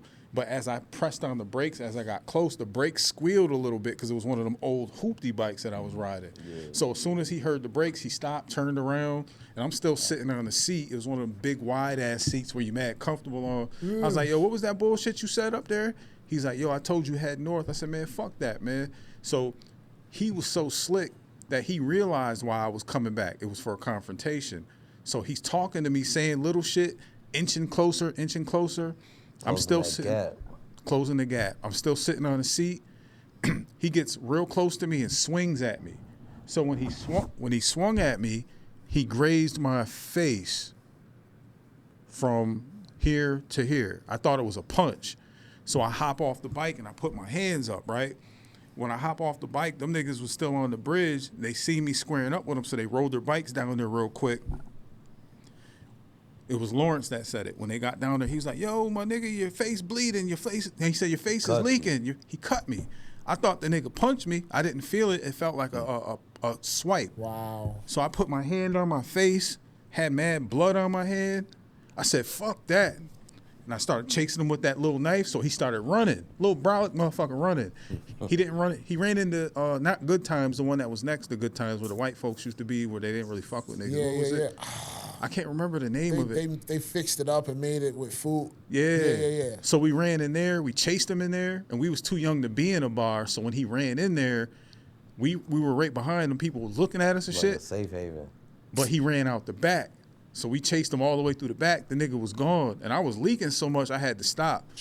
So this goes back to my dad because we ended up getting back on our bikes, going back to my crib. That's when I lived on a 2 Friendly Place off of 2nd. Mm-hmm. So my mom called my dad, told him what happened and shit. So he came through. It was late at this point. When he got there, he asked me what happened. And I told him the whole story, how I told y'all, but with more detail. He said, so son, you're telling me that this guy said something to you.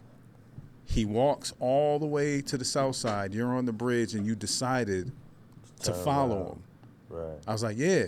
And I'm young thinking my dad is here. His son is cut. He's going to be like, I'm going to kill this guy. And he said, what have I taught you about life? What makes you think that you should have followed him? He said, why do you think your face is cut right now? I said, because he cut me. Like, I'm angry. He was like, no.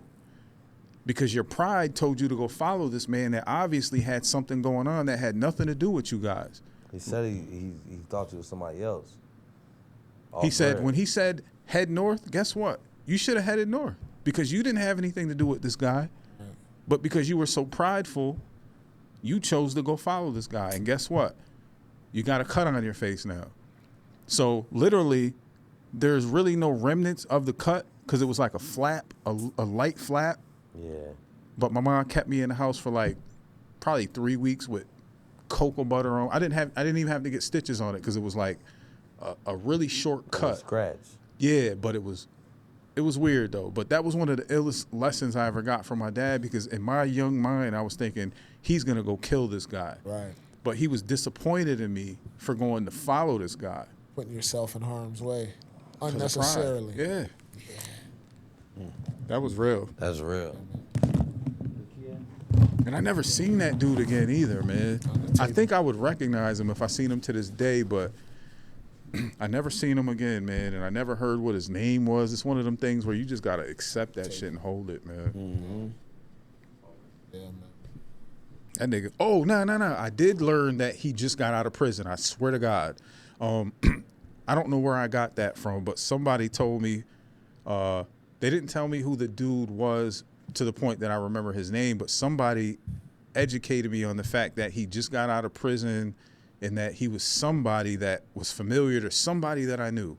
I can't remember all of it, but he was mad brolic though. Like he wasn't like, and he had his shirt off. Like I should have seen the signs off the rip, but I was a kid. Yeah. He's walking over the bridge, literally looking like a mad soldier walking over the Main Street Bridge. And when he passed us, he just said some shit to some kids, and I was on my bullshit. Like, if I would have had an pistol on me, I would have plugged him.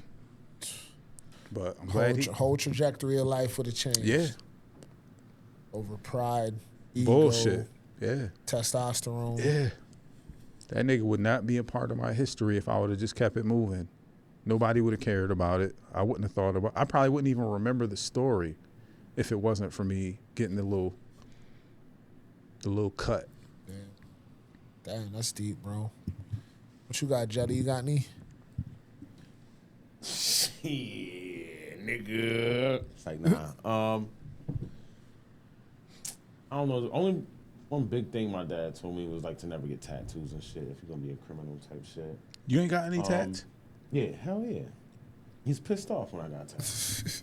But nah, the one thing that I can say when I had with Saran, talking to Sir's mother's ex-husband had a son. And he was trying to, I remember seeing my son trying to throw up like gang signs and shit.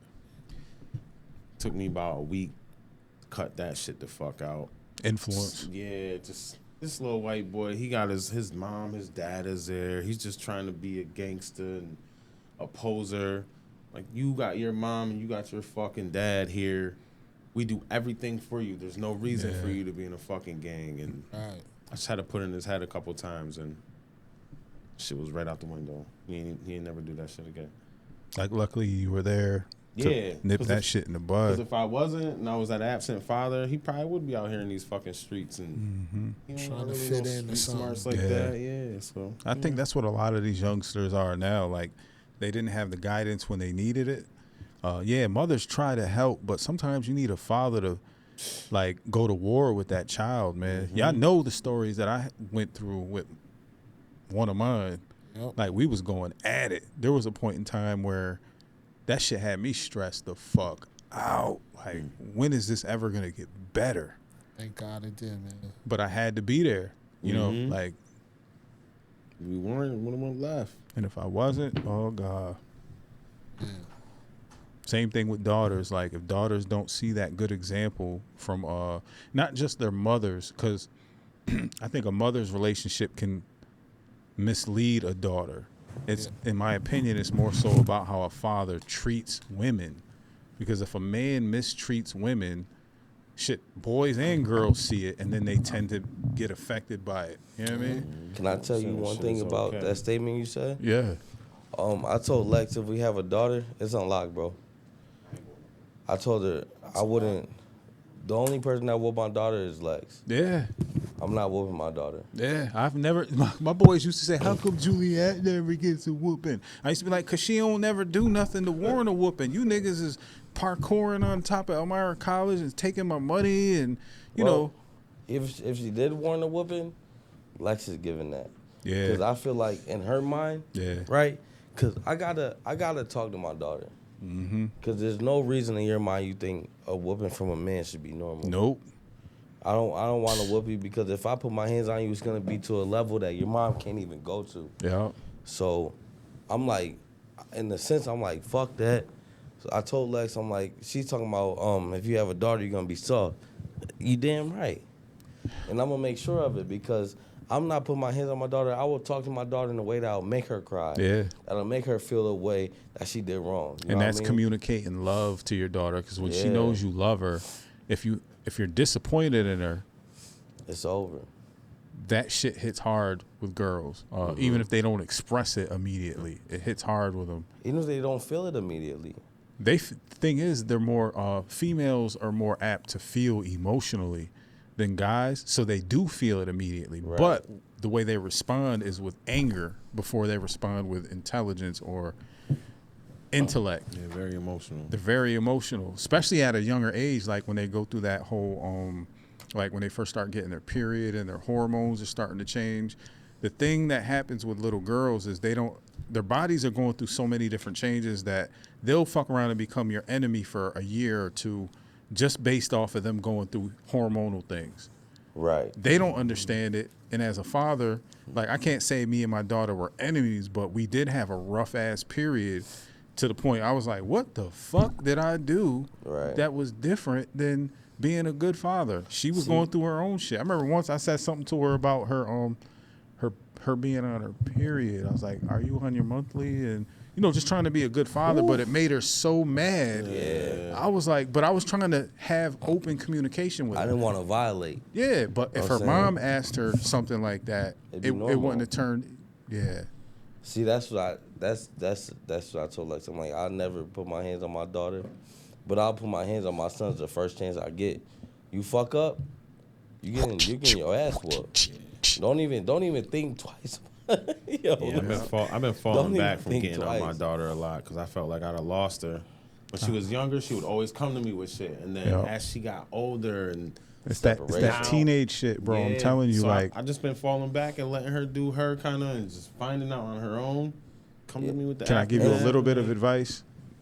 Get time with her, even if it's not as often as you would like, and just allow her to be herself. You support her in that time, and just love her while you can, because what they realize is that, damn, my dad loves me no matter what.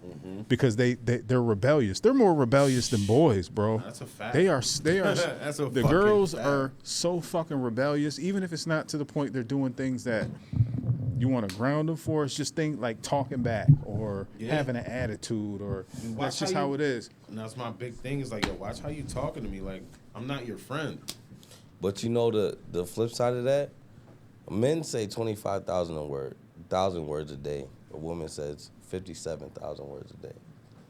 You can't necessarily react like that because of that's what they do. They talk. You know what I mean? So I'm like, and I'm not talking from no experience. You got a daughter. I'm not saying like I know more than you about daughters. That'd be crazy. You know what I'm saying? I know what you're coming from, though. I would never. Yo, look at the TV. Way, doggy. But like, I would never. Like if I had a daughter, bro, I want to teach her to communicate effectively. If a nigga start yelling at you, get out that nigga face, man. Cause I'm not gonna be belligerent with you. I want to teach you real respect. You know what I mean? Like, and this is all theoretical because I want a daughter. You know what I mean? I only want a daughter because she got 3 older brothers. You know what I mean? I only want a daughter because, nigga, if a nigga play with you, you got 3 brothers to deal with. If they can't do it, I'm going to deal with it. So you got to go through 4 different tiers, you know what I mean? So you got to go through 4 different tiers. I'm like, so if I have a daughter right now, I'll teach her, and my sons will feel like kind of unfair, but I'll explain to them, nigga, this is unfair. This is what women go through. I'm not going to treat you fairly to my daughter because I'll never put my hands on my daughter. I whoop y'all niggas every chance I get. If y'all fuck up, that's your ass. Yeah. Just know that because at the end of the day, when I fuck you up, you going to learn a lesson from a nigga that don't care about you. It's going to fuck you up worse. You know what I mean? So when I talk to my daughter, I'm going to talk to her pleasantly, hit key points, you know what I mean?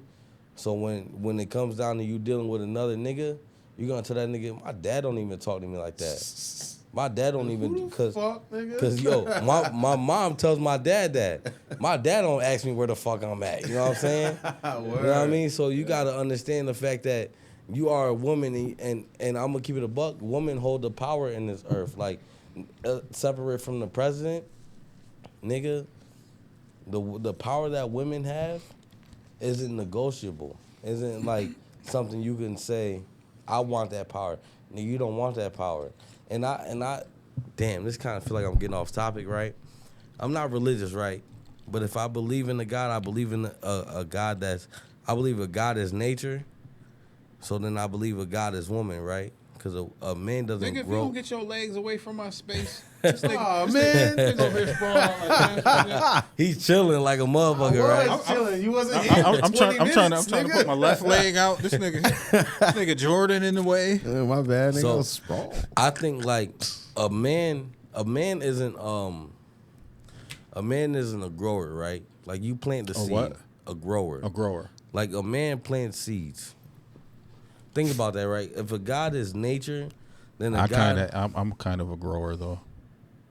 I am. You might be the exception. I think because I was raised by a gangster woman. But that's the exception. You know what I mean? Like, but a woman grew you to the man you are. Yeah.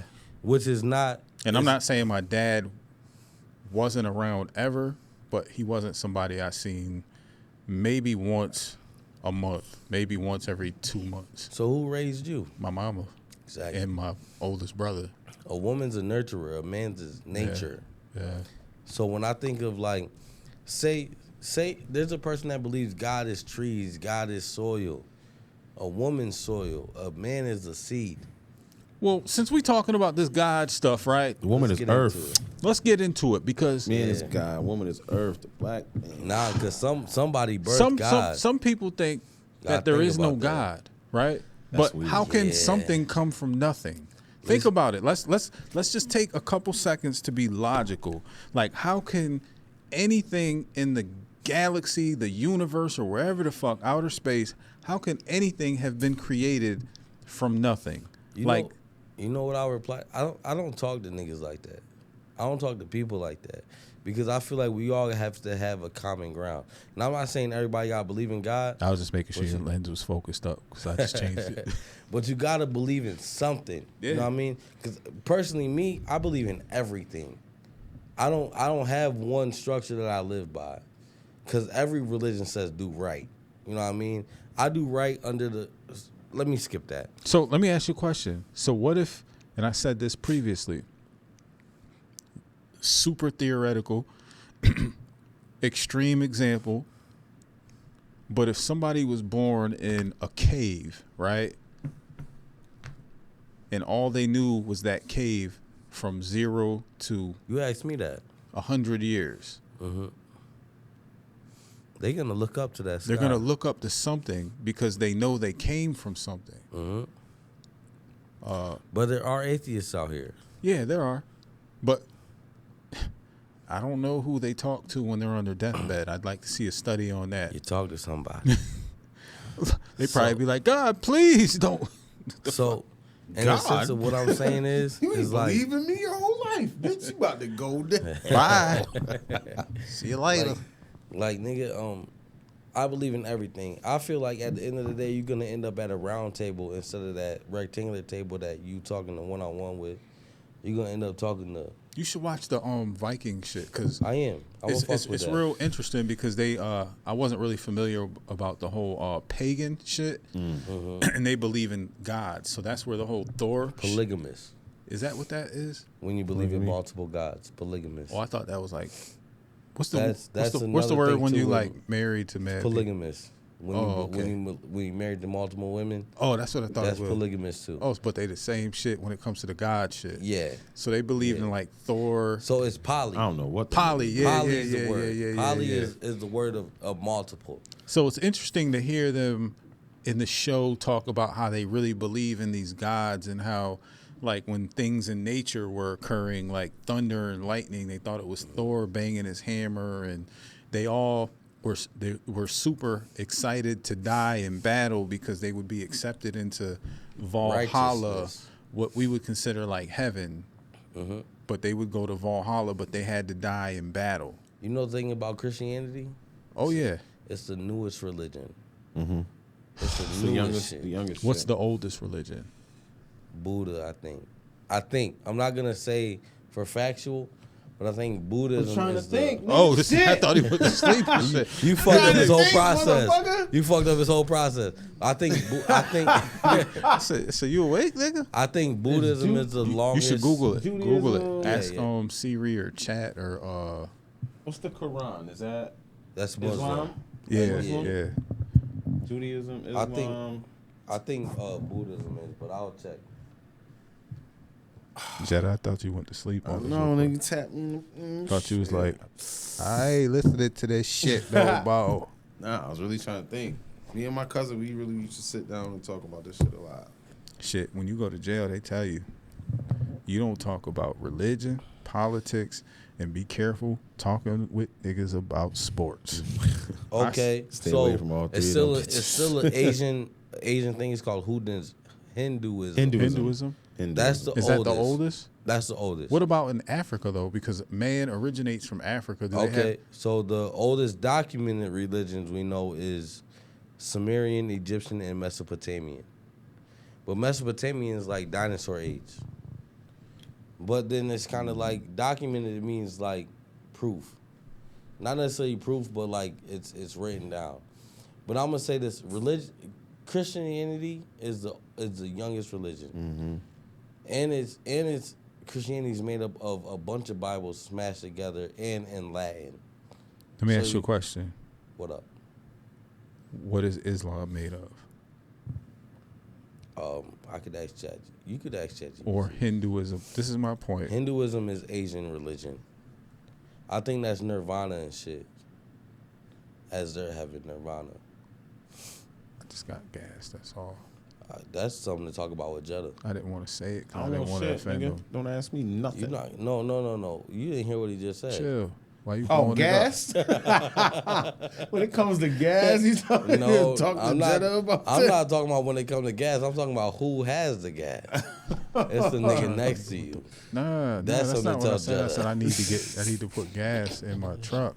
Because when it's cold out, you got to keep at least a quarter tank in there so the lines don't freeze. But I'm gonna say I believe in everything. I feel like at the end of the day, Do you believe in aliens?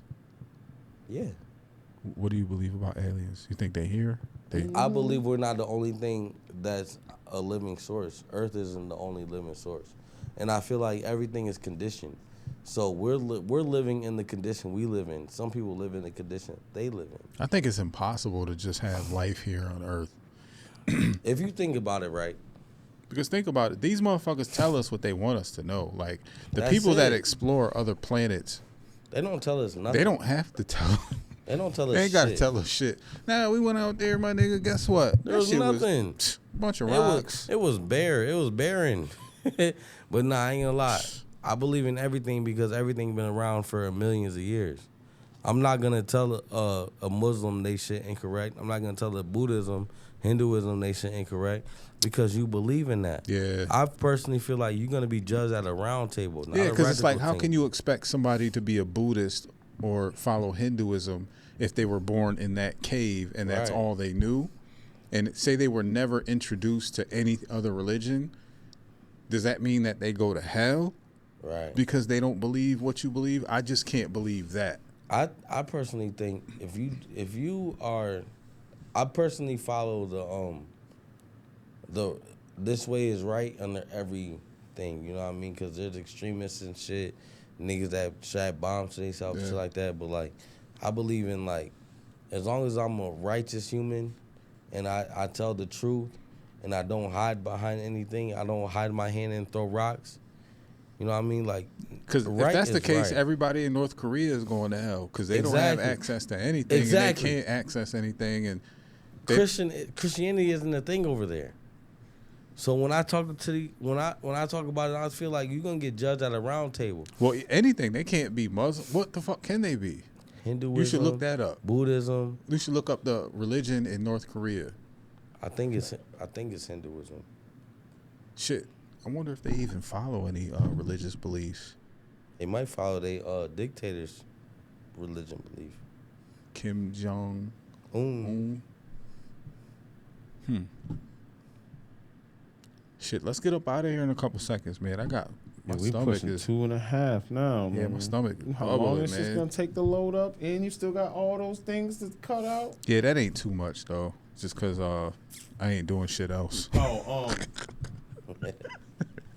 The religion of North Korea. just so you North remember Ko- the I'm gonna take a word picture that he of this. said. All right. The word though. What word? The religion is tightly controlled by the Oh state. yeah, thank you. The religion is tightly controlled by the state, so it can change any That's manner. fucked up, man. That's tyranny. That's tyranny. You know what I mean? But I believe if we were to go and pass, we would sit at a round table and be like, yo, Buddha would talk to Jesus like, yo, he only listen to you. He can't get over here. You know what I mean? Because I don't believe in that the heaven gates close off all, like, nigga, Nirvana is heaven. Hinduism is heaven, like, and they got their own heaven. You know what I mean? You think that heaven's gate is blocking off of them? That don't make sense necessarily. Because all them niggas did right in what they were ordered to do. So I believe in everything, and I follow the common code of everybody. But what was we even? I don't know. Talking Niggas is I want to go home, man. Hey, bless everybody. I want to go man. home. he dies, he dies. I said that to my wife the other day. if you She's die, like, "Why the fuck did you say that?" Like, she, thinking I was on some dark shit. Like, Yeah. just cause like with the whole sickness shit, you know what I mean? Like having the weird shit. I'm like, man, I don't give a fuck. I'm not sitting here worried about shit. Right. I'm still humorous, so I'm gonna say the same shit I've been saying. If he dies, he dies. I'm gonna be me. Yeah. Everybody Hey. dies. Like I said, everybody's just a bag of fucking Hey. you know biological I meat. believe in reincarnation. If you're an asshole when you're here, you're gonna come back as an anal bead. Podcast connect, intellect, intersect. yeah, on that note- Brothers on the rise, no lies, just respect. Health, wealth, religion, truth, gotta inspect. Mindful exchange on deck, we perfect.